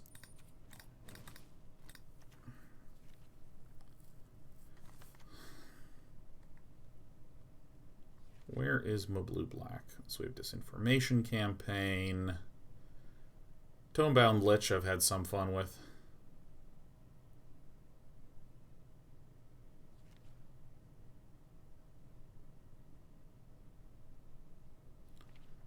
Oh, there's really not a lot of good ones in there, huh?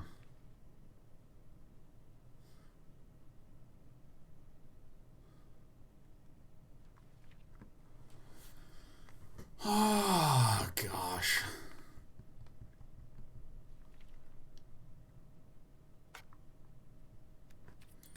Okay, what about just...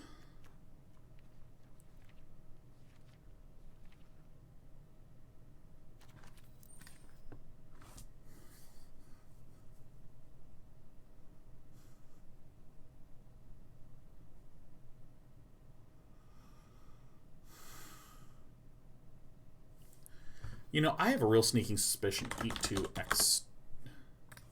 E2X-Tink... What? Oh my god, I'll never remember to put that filter off. This card feels like it's just gonna be really good right now. You know what I mean? Like, I mean... And I'm gonna get another Nicol Bolas in there because I have just removed 3 cards that can potentially let us draw more, so I want to put in another card that can replace that lack of draw stuff. I'm gonna try this because if I'm up against... I'm gonna fiddle with the sideboard for a little bit as time goes on.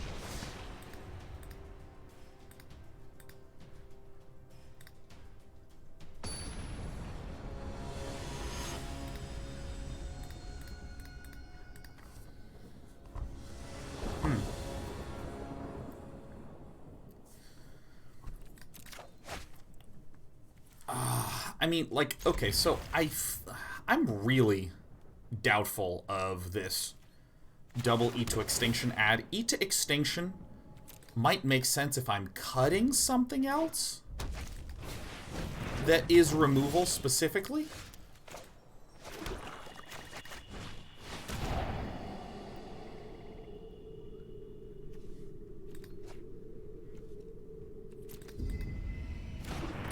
Fuck, I really don't know. Let me explain my doubt. If I have too many removal spells, my deck just doesn't do anything. I just remove a bunch of shit and then lose.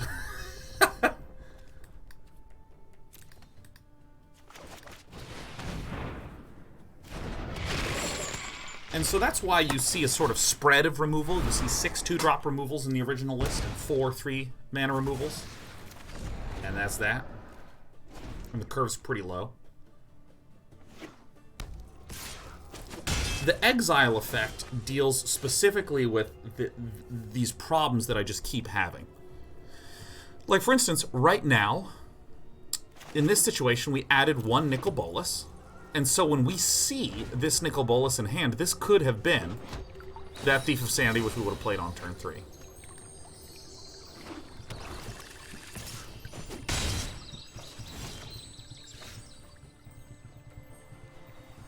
Exile is just such a freaking strong keyword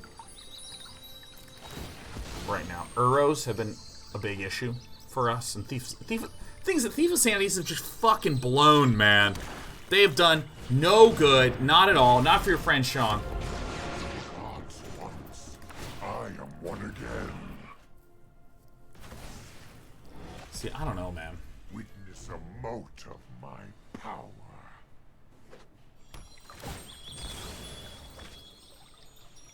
Maybe a sticky 2-drop instead of Thief is better, sure. I think Tonebound Lich might be good. What do we think about Brazen Borrower?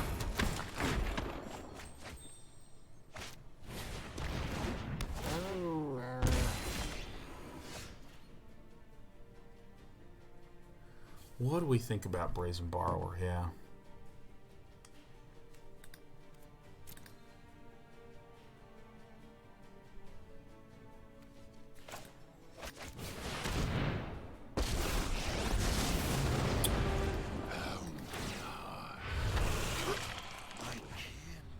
Delightfully friendly.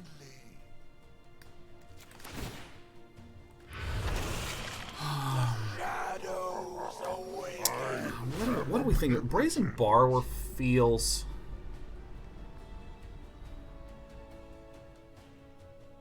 kind of reasonable. You know what might actually make sense is actually a Bone Crusher Giant.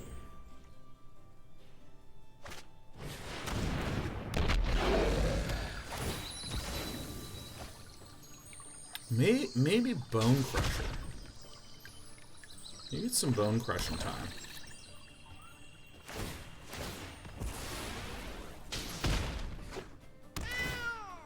Meow! Attack, you bastards.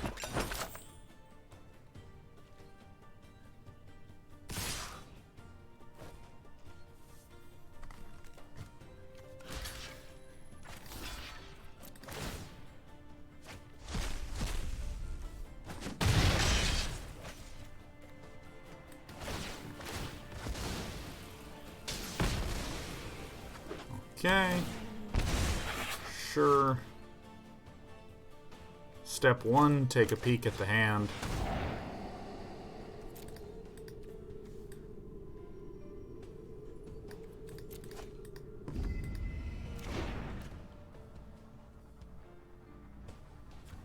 Step 2, plus this.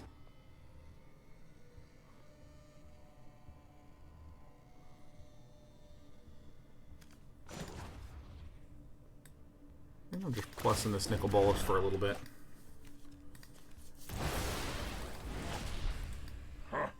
You have no weakness I cannot exploit.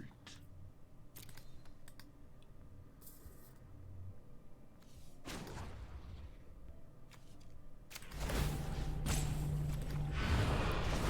think I just keep sending these guys back. Even though I know this is going to get... Your heroics are but a dream to me. Bouncy Wounceed. The devil just represents so much damage.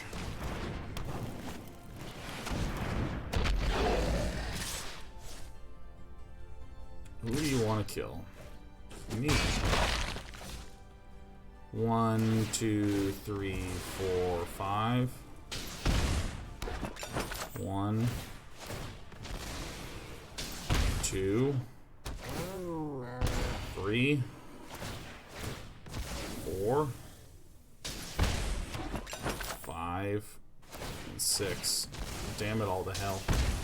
What the fuck? No!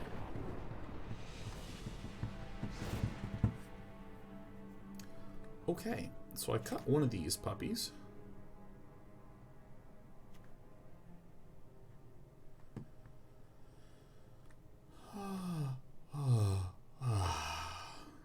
probably get rid of the Thought Erasures. Maybe even the Angrath Rampage. Cry the Carnarium seems good. Elspeth's Nightmare seems good. Ritual Soot does not actually seem that great.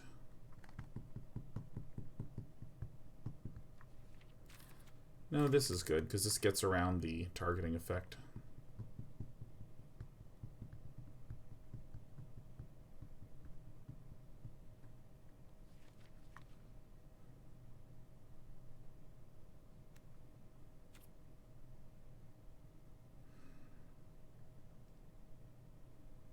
I don't actually know how good Ritual of Soot is. Let's try this. Cut one, put thing, put thing.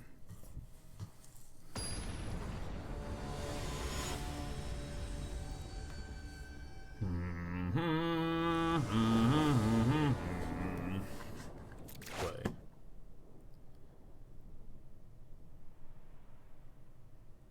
Ah. Oh man, I really don't know about this one.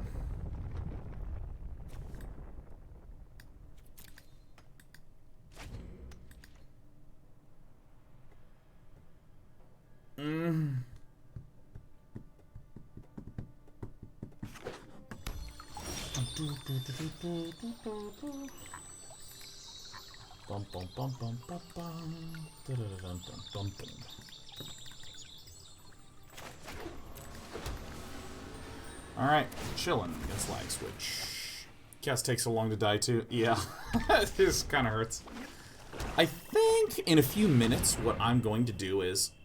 No! I think in a few minutes I'm going to maybe stop fiddling with this list for a wee bit.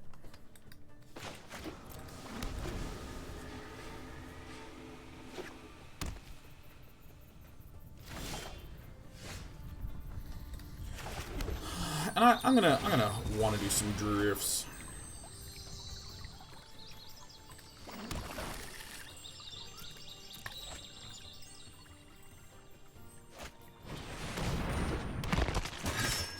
Exile effects are so good. I ate him to extinction. Oh, definitely the Wybwelly. Definitely the Wybwelly with this one. Meow. What a fuck.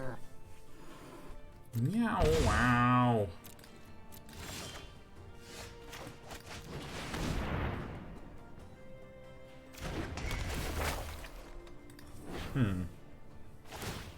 Knight of the Ebon Legion. Not as big a fan of Knight of the Ebon Legion. You know, I've seen a lot of these Grixis lists also just run a Dreadhorde Butcher. Kind of a funny one. Ow.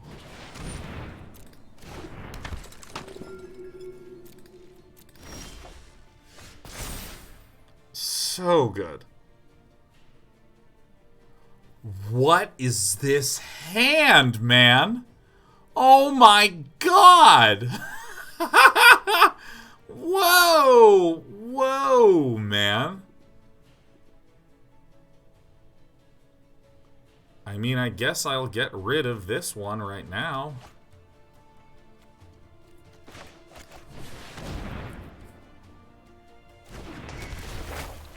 Farrakha's Libation. I feel like Lag Switch actually just had a deck that would have owned me. And then maybe overcomplicated things a wee bit.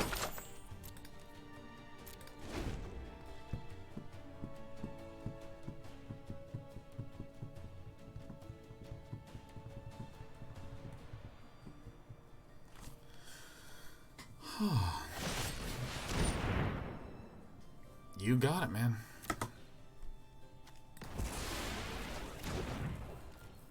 Not a particularly intimidating sequence.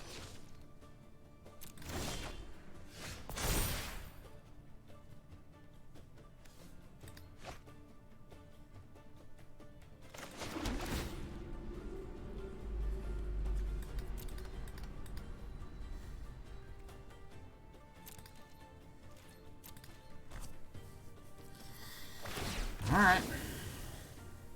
I can get a little more value out of the Cry of the Carnarium than just killing a cat.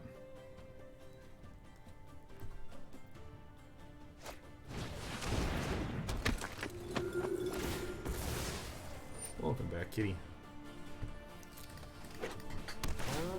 Oh, meow, wow. Yeah, I mean, waited till just the right time.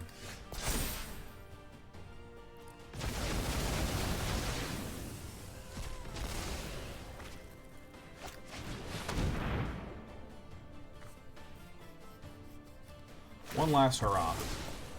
Let's see if our opponent knows this interaction. This said that exile all creatures in all graveyards that were put there from the battlefield this turn. If a creature would die this turn, exile it. It's so good. It's such a good effect.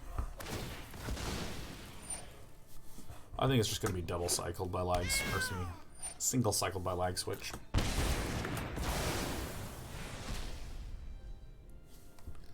Blood Crypt.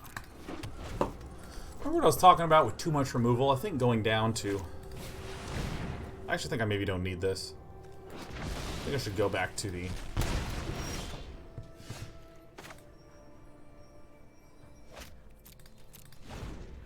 If this were like a Planeswalker.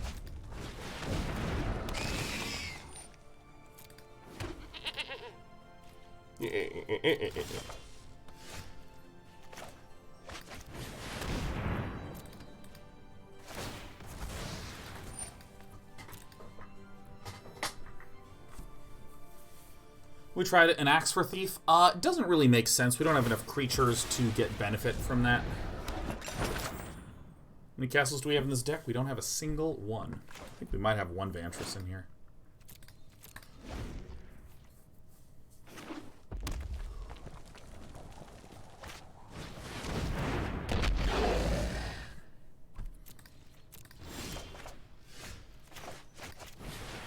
Love to see it.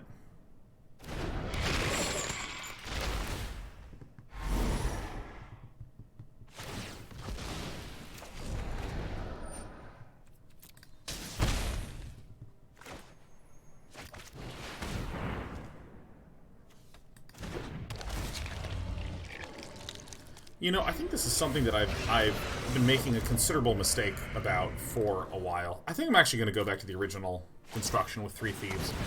I think that I want to make some sideboard changes.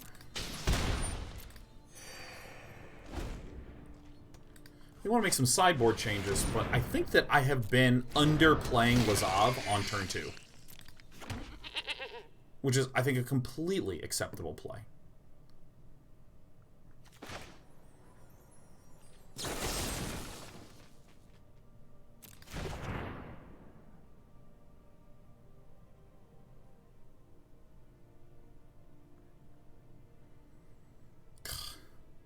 Fuck.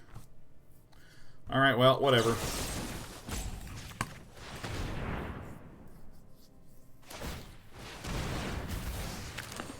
Yeah, he can just, like, Infinisac, and then we're okay. Yeah, you know, resolve.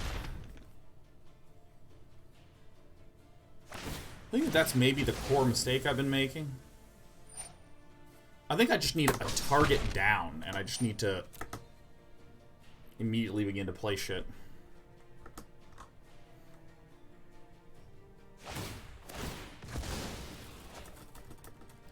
I know.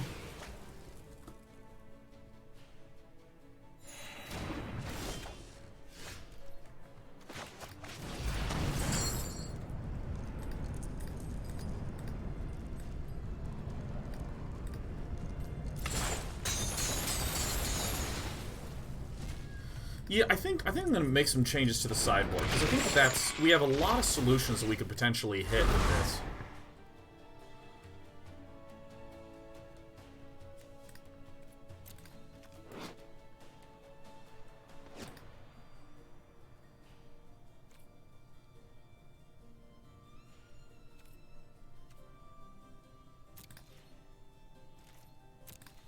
I'm tempted to cry right there, because then that other Watery Rider's never getting cast. Okay.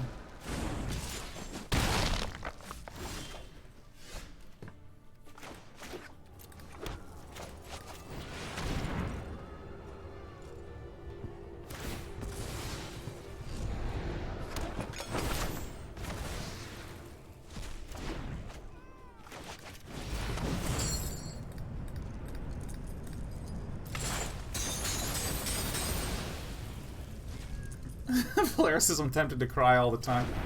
I'm gonna cry. I'm gonna do it. I'm gonna burst into tears. Little tiny tears. Yeah, I think that there needs to be some sideboarding changes made. I think E to extinctions on the sideboard feel nice. Okay.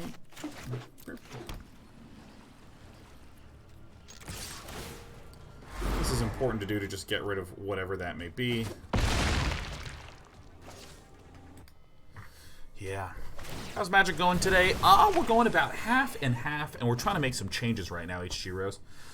I'm very proud of myself because I slept like garbage. I'm going to concede because I'm actually interested in making these changes. I slept like garbage, but I still ran 5 miles this morning. Not quickly.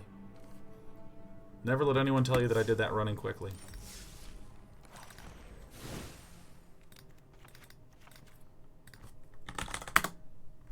Boop, boop, boop. Welcome back, you piece of shit.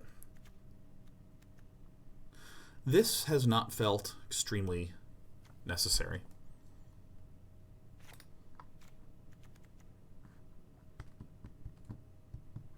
Three Elspeth's Nightmare has felt really awkward, right? I have not enjoyed this.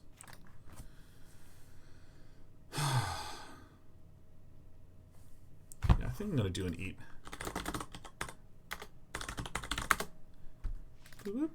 No, over here, over here. This feels a little bit better, huh?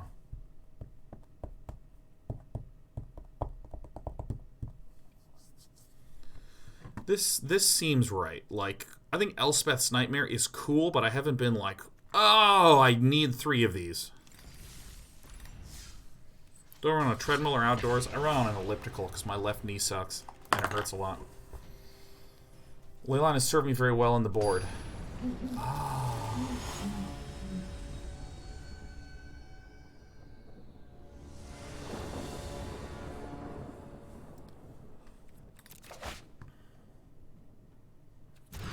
Now I'll send that one back. Okay, we'll hang on to this one. I mean, okay. I'm gonna do something marginally weird. I'm gonna send this one back because I want my big boys. Destroys Uro, Tamio, and cats. That is très intéressant.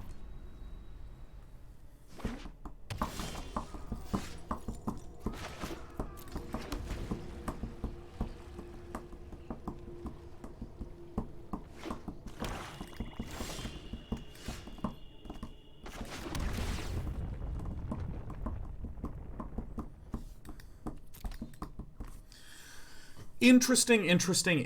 The black Leyline would just devour all the escape cards like Uro.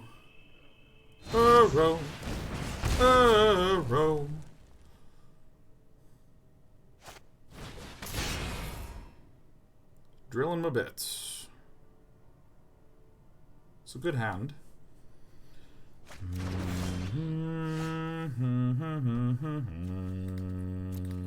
Yeah, see, look at this. Look at this play that your pal Day 9 has underdone.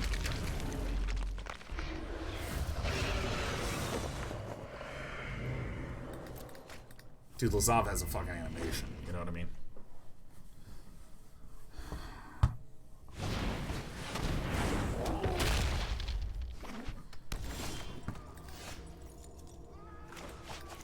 As I peer into my mind's eye...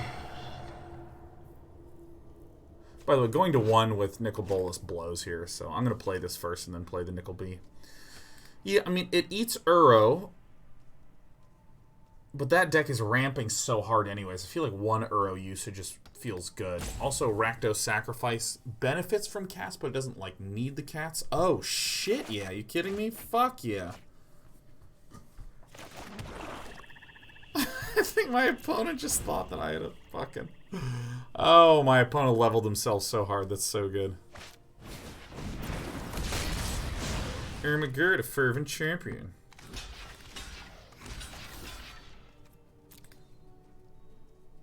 You got it.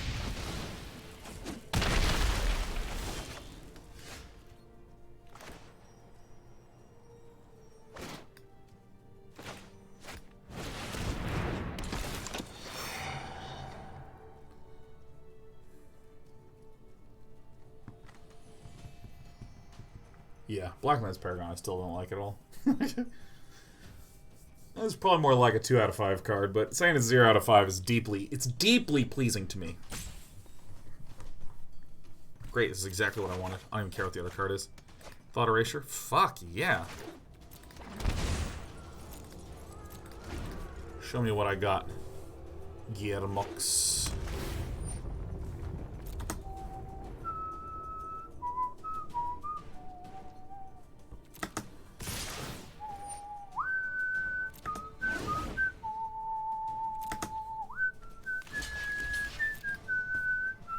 Embercleave.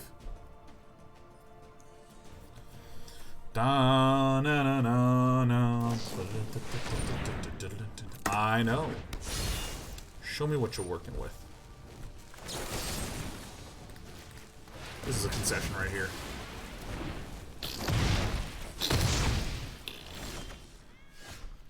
Hey, show me what you got. Didn't even need the Nicol B.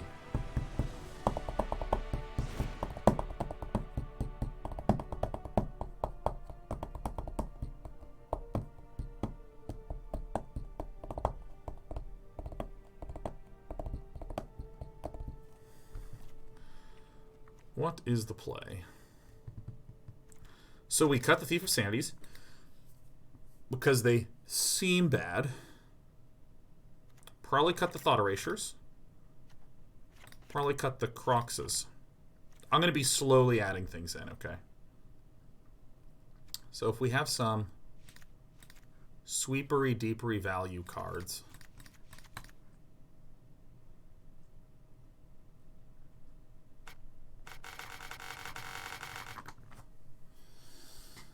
I'm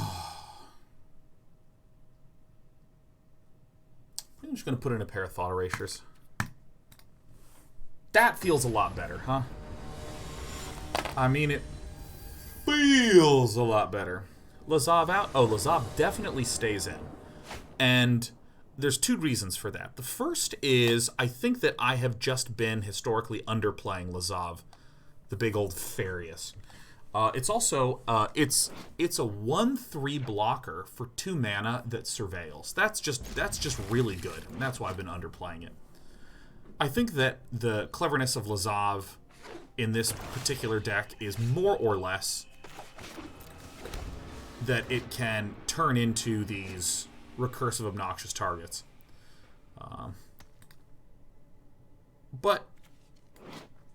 Well, let me actually justify something that you're touching on, Eats Metal, which is Lazav has no targets and therefore is not this bomb-ass dope card that it could be if it became a Kroxa. You know what I mean? Well, you do know what I mean because you're bringing it up.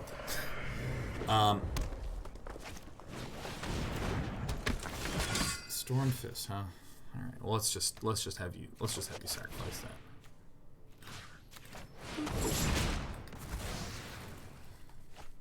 But that said, I still think it is it's like cards 58, 9, and 60 in the deck. Like, they're not great. But it's not like I have a shitload of other things that are, like, way more powerful in the sideboard that I'd want to get in.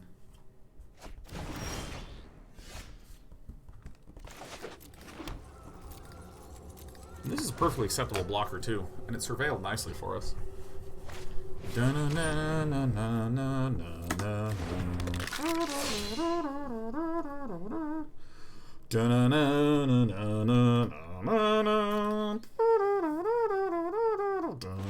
Alright, I'm going to do something that looks marginally crazy. I'm going to go ahead and Bedevil this.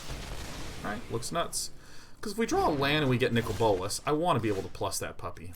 Crap. Still not going to attack. Because if there's a Black Lance Paragon, then I wouldn't be able to block and protect my little Nicol B.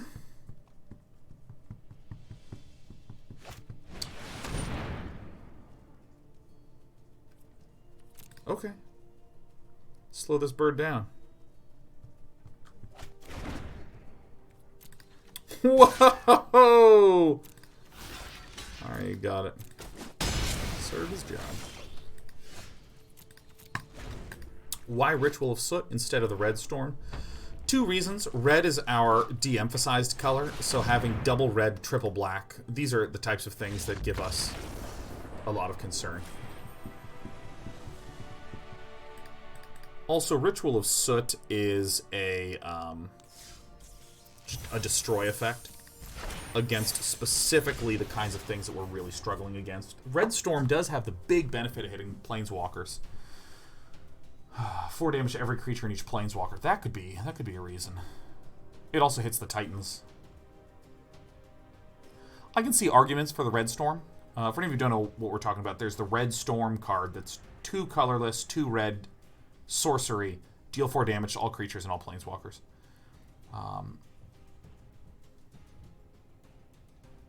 Well, it also hits our Planeswalkers, which could be a real pain in the ass. Yeah, I guess Ritual of Soot has other benefits, too, in that it doesn't hit Atris and it doesn't do anything to our Planeswalkers. I see the merit in it, but I think Ritual of Soot's probably a little better.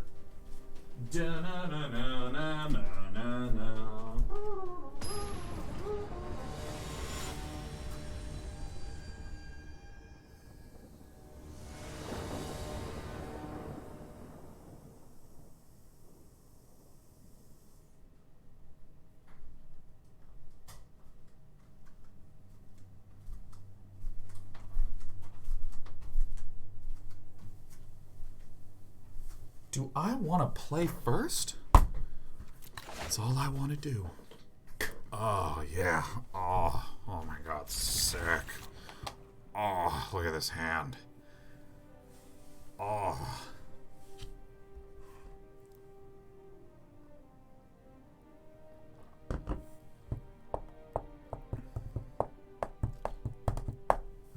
Uh-oh. Time to epiphanize. No, see you later, alligator. What's it gonna be, Grey Autumn? Nah. Oh, shit.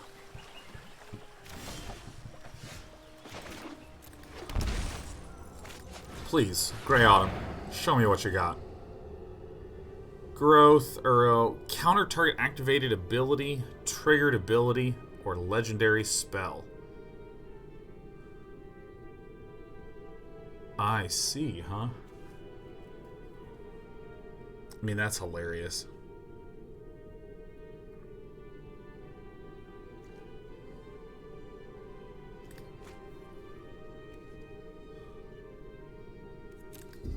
Sure.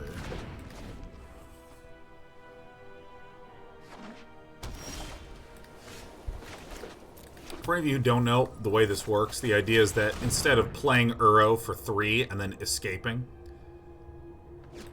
Yeah, go ahead, counter it. Instead, what you do is you wait till turn 5, play Uro, and then you counter.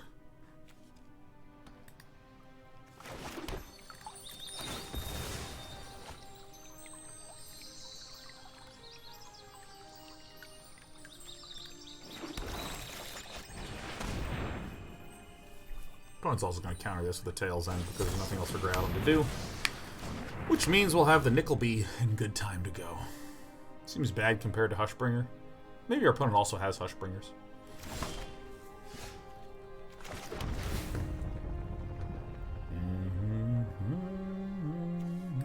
No. No. I mean, we're almost close to Kroxa Aang. They're in W, why not play Hushbringer? I mean, we just don't know if they have a Hushbringer or not. We don't know. Also, Hushbringer has the issue where it shuts down the positive benefits as well. There's a third Tail's End that's going to be so funny. Okay. Oh, shit. Oh. Alright, you got Lando? Nah.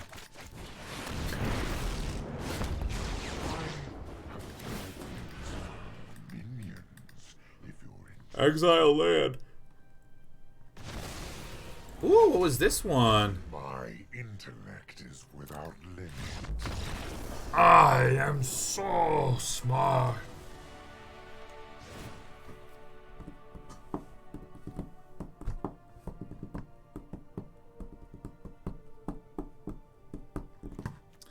No, no, no, no, no, no. Yeah, yeah, yeah, yeah, yeah, yeah. Eat to Extinction also seems like something that I kind of want. But, what do I cut?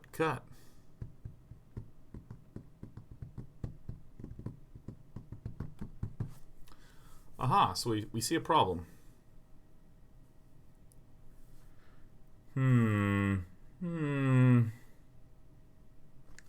This is a problem with the sideboard. We're sort of overclogged with things that we want.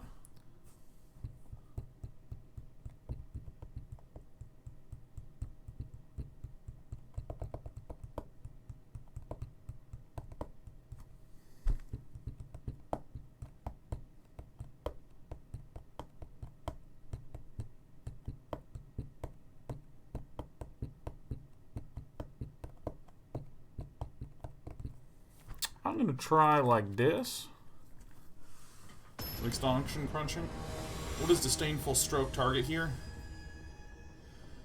There's the Thasas that are commonly run. These decks just commonly run a lot of expensive ass shit, but maybe that's actually the weak point. Maybe I shouldn't be trying to get that one in. It's a really astute observation, I think.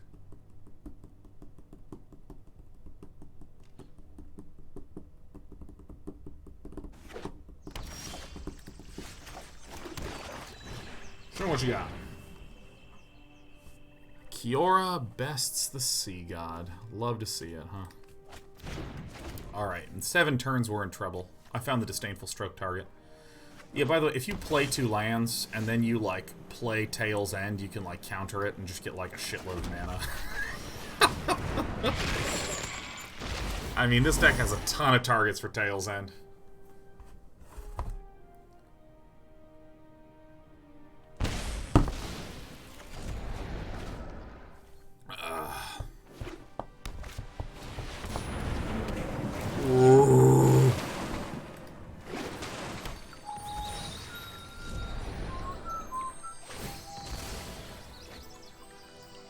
God, look at this angle. I'm like hunching my body to the side. My back's tired. I gotta be honest with you. My back's tired, man. I got a tired back.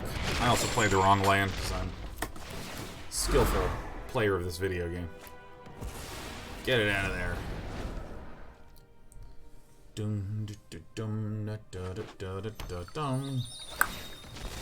Crack for green, you know what I mean? I think that fills the bin. Here he comes.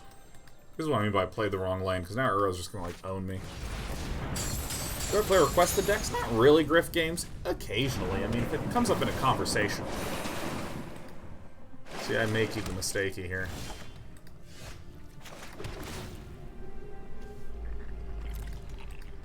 Whatever.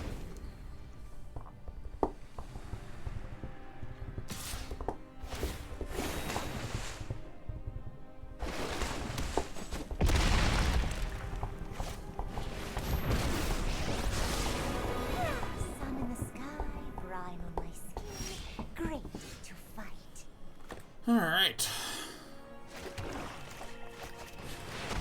Bolas, alright.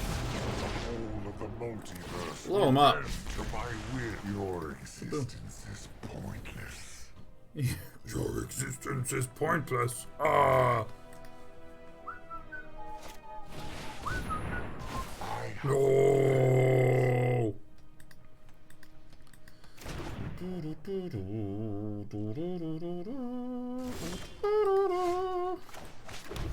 Show me what I got.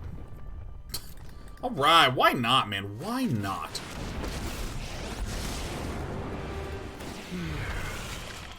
All your fears are given form.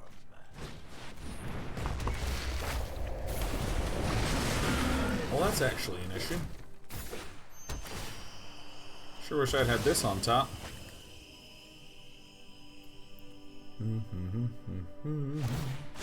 Let's get moving.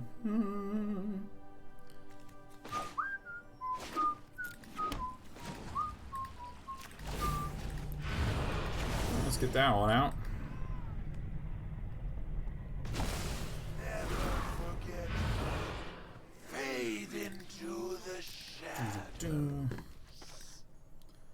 I'm a pro.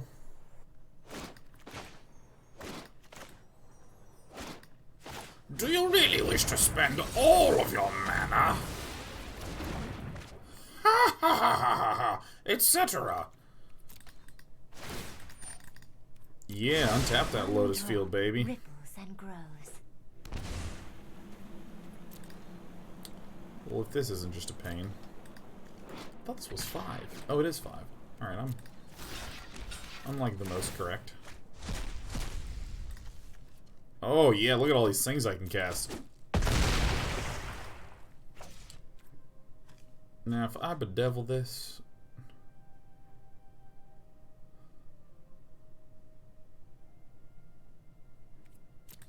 I just think I chill. Like, I'm in a winning position right now anyways. Give me some cards. This deck is so sweet, man. I love this deck. I love this deck. And wait, where's Surprise? Hey, at Surprise, you there, my friend? Surprise gifted 25 subs when I was in the middle of some storytelling time. And I was like, I will definitely return back and talk about that. He went to bed. Man, I gotta thank Surprise. Yeah, and I'll take the Nightmare Muse. Maybe it's just because I'm like reading into shit, but this feels like a bluff. Because into the bin goes Lazav. Man. I'm like super happy about both of these. This is great news. Terror lurks among us. Mossy Mouse says, hey, Dan, I love your channel. Hey, thanks, Mossy Mouse. You know, I'm going to move my chat over to this window. So I can see y'all more easily. Look at this sick, endless, do-nothing Kraken. Look how clumsy the Kraken looks, even. Hey, Ghost Stalker, can I just say, I am always happy to see you, man. You always put me in, like, such a great mood, Ghost Stalker. You are just a complete ray of joy. You're a joy ray. An absolute mushroom cloud of joy, just billowing up around you at all points in time. How do I want to do this turn? Creeping, thieving progeny.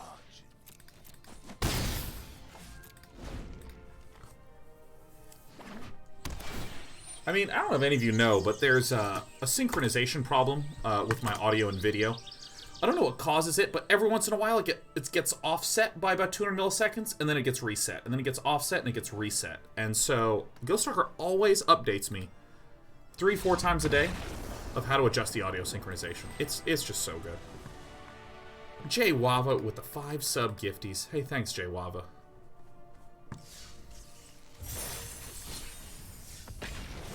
That is wonderful.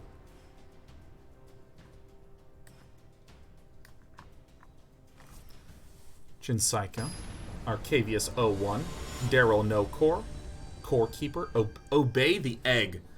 No, I'm gonna raise my chair a lot. I guess this is a great hand, right? I guess this is a great one.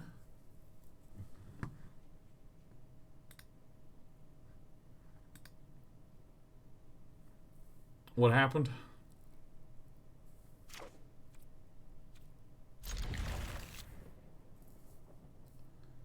What was happening? What was happening? Was there something happening? Because I just changed a setting. Send you the clip later. Wait, was it something like this, where I can't get the mouse to move over here? Was it maybe... Let me try something else. Was it like...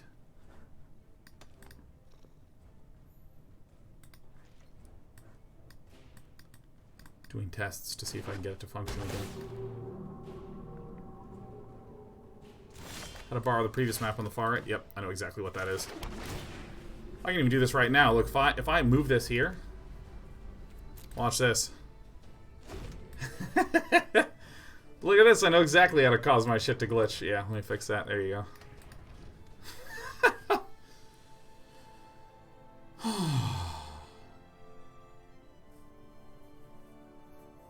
Jay Wavis, I've been watching you since high school.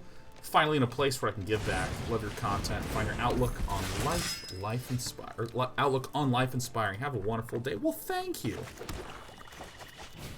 We're trying our darndest here. What? I think I actually ditched that one. I'm trying hard. I'm trying to get my life in order. Most of all, I'm trying to run. Run. Obey the Egg says, I was in a game of League of Legends and heard my name. Hey, yeah, who here's playing a game right now? Where's my gamers? Who here games?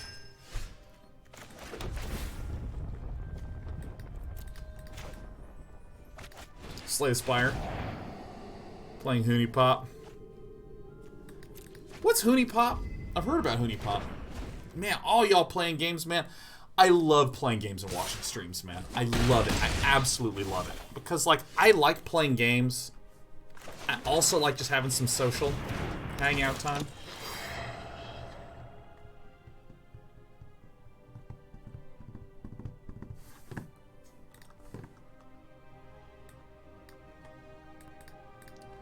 Fixed. Primvex's mobile game called Dissidia. Final Fantasy Opera. Actually, I want this, man. Great.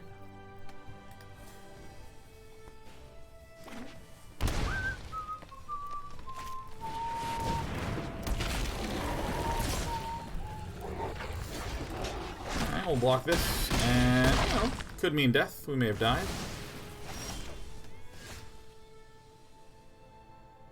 Looks like death to me.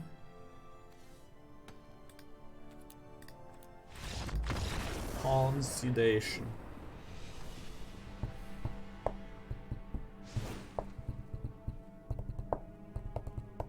Beerman Man says, I watch streams while I make games. Oh. Oh, fuck yes. E to Extinction, instant speed removal. I guess the cries. And the suits. Cut the Thought Erasures out of there.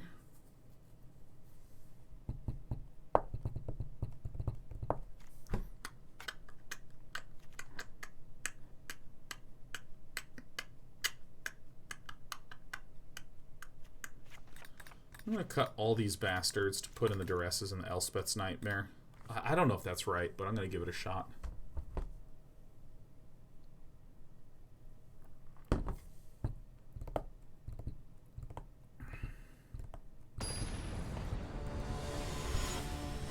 Yeah, what are you working on, Beer Man? A wise man once said Hoonie Pop is horny bejeweled. Oh, well, that's great, you know. Sometimes you gotta get your rocks off while you line up gems.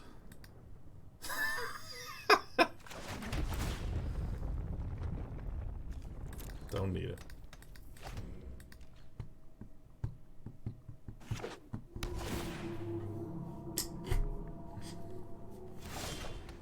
Alright. Well, I'm gonna crack this for blue right now since I don't have a play.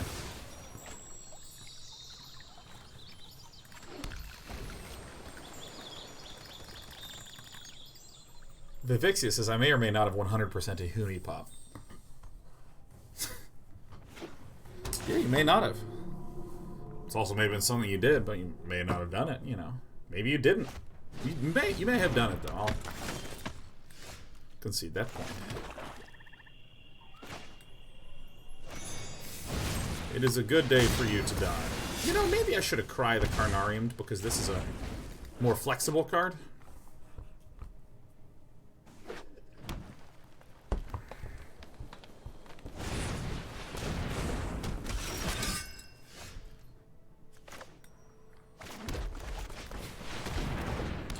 Hello, my name is Atris, and I would like to find some cards.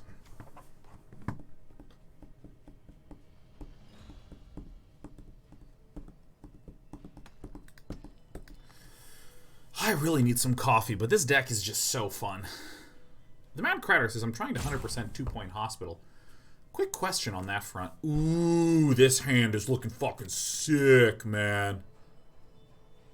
I think I need to get the non-Bolas one. Yeah. Man, I'm pretty sick.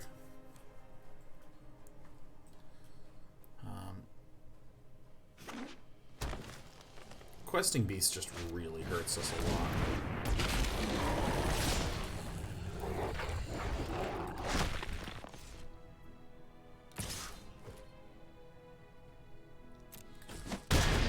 this.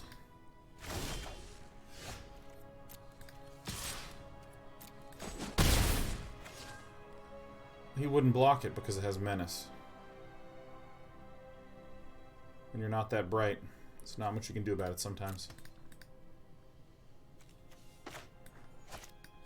Alright, mulligan. I think I just lost. I needed to trade here. I needed to trade here.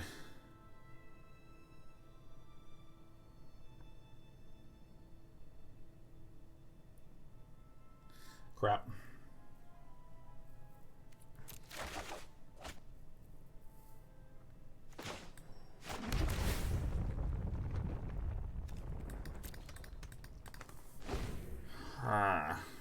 You would have liked the Kroxas.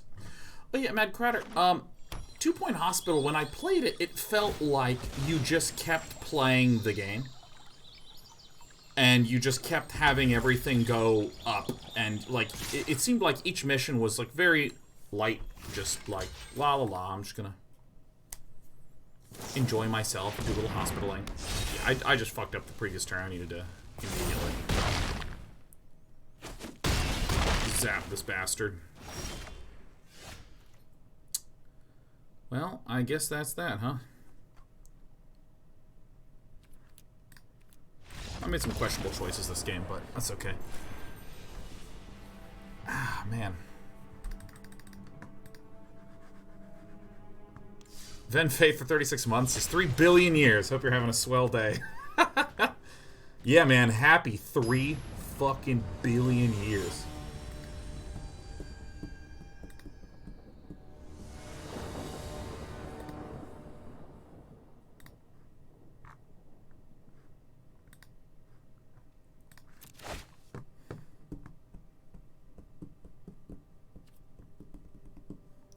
This is exactly my style.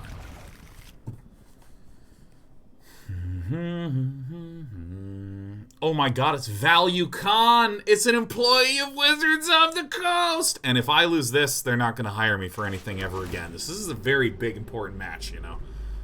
Like, there's a lot. Like, everything's on the line against Value Con. I mean, I want Value Con to die. I need this work. Whew! Alright. I'm going to shock in Steam Vents. Hey, by the way, Beer Man was saying you're working on games and watch, man. What you working on? Unless you can't talk about it, in which case, shut the fuck up. A what? An Iron Craig Pyromancer? Oh, God. It's an is it, isn't it? Bastard, bastard, bastard. Oh, we're gonna thieve him. Oh, you work at Rockstar. RDR2 for now. Oh, that's right, Beerman. You... Oh, fuck. What is it that you did? You did some of the graphical rendering associated with the horse? Because I remember I first learned that you worked at Rockstar on RDR2. Foliage, that's right. I remember that I was talking about the horse physics. Were you the one that helped deal with the texture on the testicles of the horse? Was that you?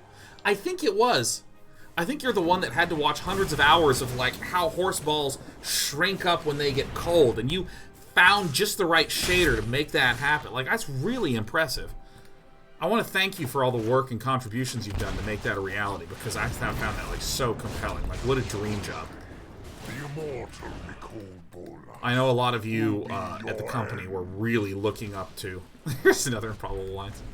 We're looking up to the testicle artists for Dr. Manhattan in the Watchmen movie. I appreciate clean victories. Beerman says, I did the horse mane translucency and some anisotropic fur reflection on the horses. Oh my god, you absolute fucking ball. So you did do some horse work, huh?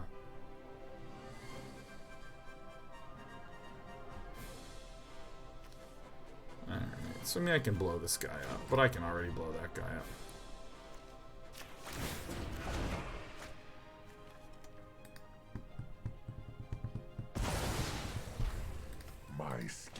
battles are never ending. Hey, dude, show me what you got. Get out of there. No.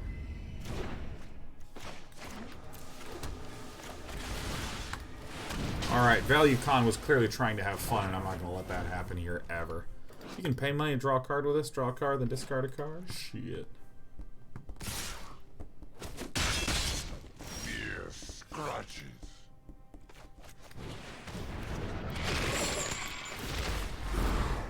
Banging a bomb. Oh my god, Gadwick the Wizened is gone. God, Value Con.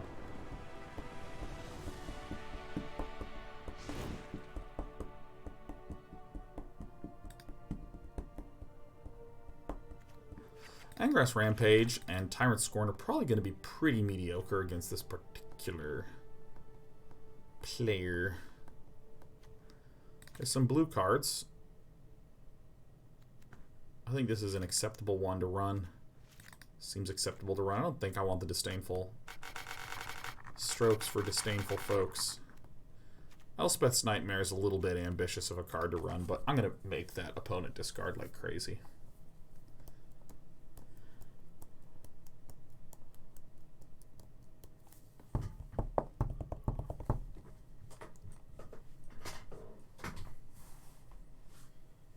Oh my god, Jay Wava, you're hitting the nail on the head. Says, do you have a favorite place to eat in the Bay Area? I live in SF and have trouble finding cheaper good food. San Francisco food is horrible. It is the worst food in any city I've ever been to. It's awful. Oh my god, it sucks so much. Now, what there does exist is pricey as hell foodie places, yeah.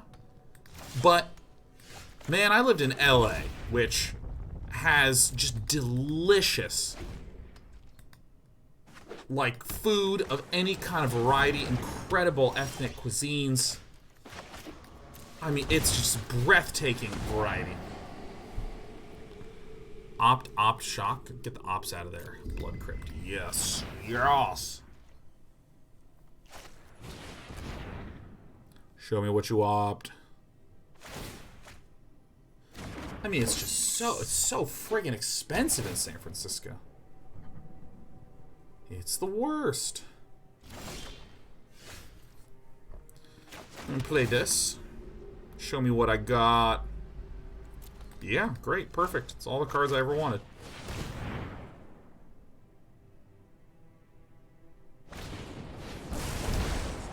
All land? Okay.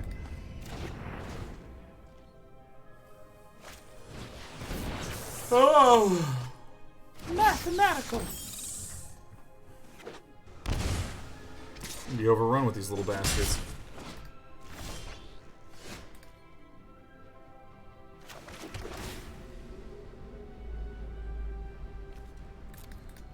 None of that now.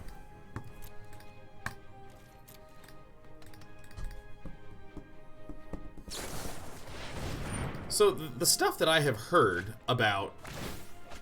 Oh, that's so sick. The stuff that I have heard about San Francisco food scene is that everything is so expensive, just like really basic things like waiters, waitresses, and reasonable food prices is like very hard to do. So everything's either pricey or a chain.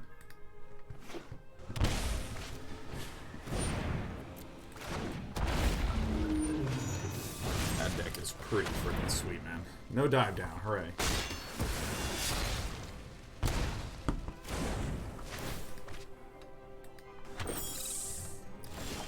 I don't want the Rituals of Soot here. I mean, I feel like I don't, but maybe I'm just like wrong as hell.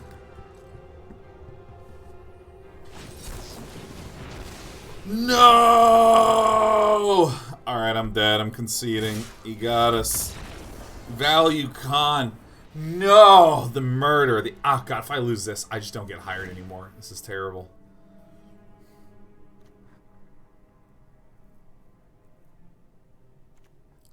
I think my Elspeth's Nightmare idea is, like, terrible.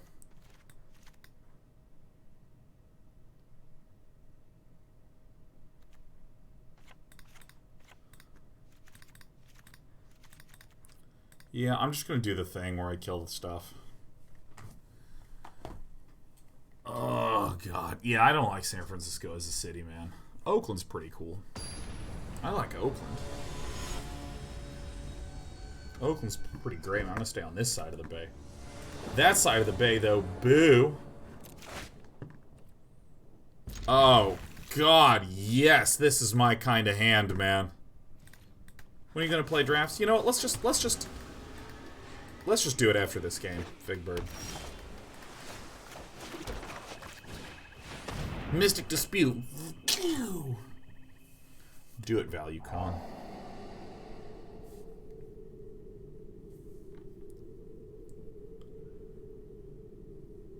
Wow.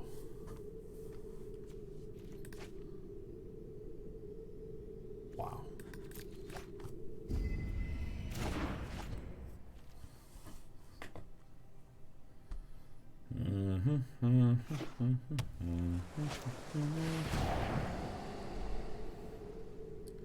We're both taking peeks for weeks.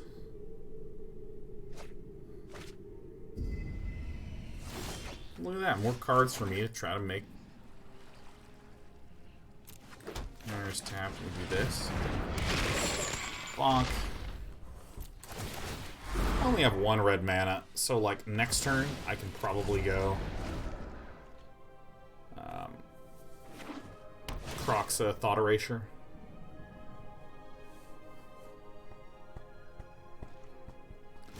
The 6th Throx's Heyday 9, I was psyched up to do the 30-day project, but then I had a health problem that knocked me off course, and it's still somewhat ongoing. You haven't thought about starting it yet.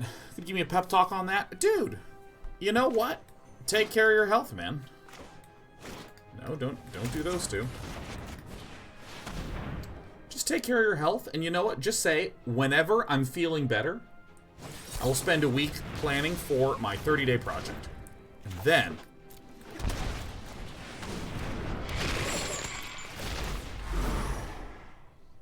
I will just start it a little bit late.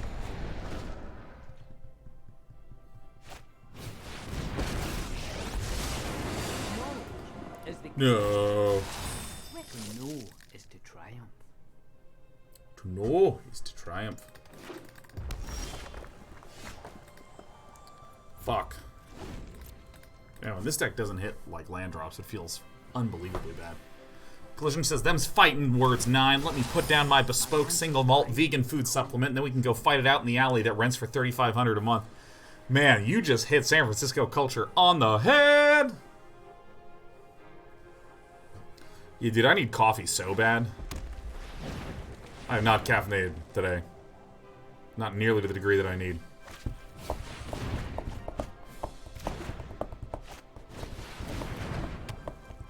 Oh! Oh my god, shit. This is the BNBs right here, man. No. Give me something good. Ah!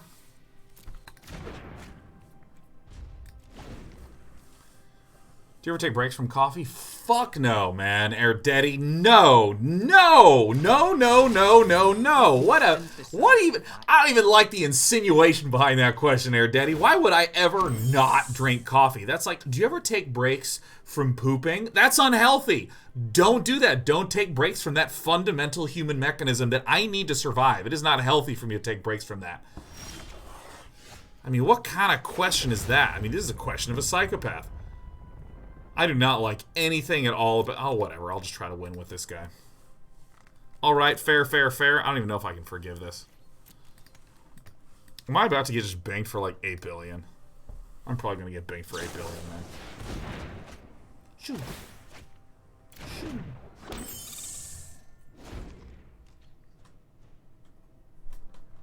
Hi, Despy. How are you? Welcome to my computer. Oh my god, ValueCon's gonna kill us, and we're gonna get fired from Wizards of the Coast, man. Drawing 4 cards. Shoot, shoot, shoot, shoot. And then we're gonna get shot for $1 billion. And the heart's fervor. Ugh.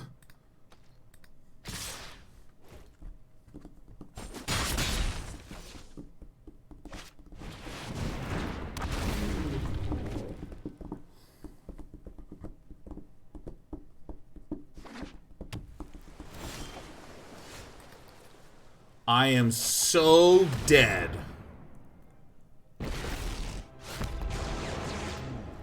All will bow before Nicol. And then ValueCon Hexproof Sit and I burst into tears. Dude, ValueCon is just gonna peck me to death with little fairies that have tiny swords. This is embarrassing, man. ValueCon's really humiliating me here, man. I don't know. Thought I had a good working relationship with Woods of the Coast, but, you know, I guess, you know, when you're wrong, you're wrong. Oh my god, it's just gonna be able to just do so much damage to me. Your heart can Ugh. overcome any challenge. Can overcome any challenge. You are just a sweetheart. You know that? I love you more than I love this game of Magic. Revenge will be painful. Hi. Alright.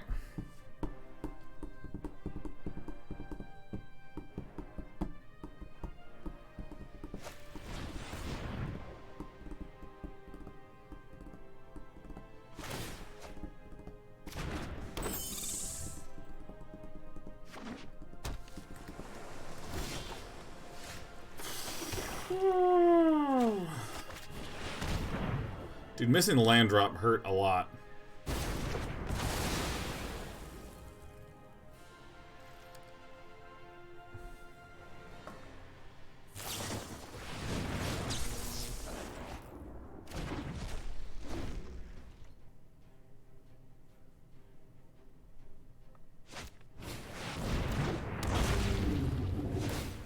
We are just dead, man.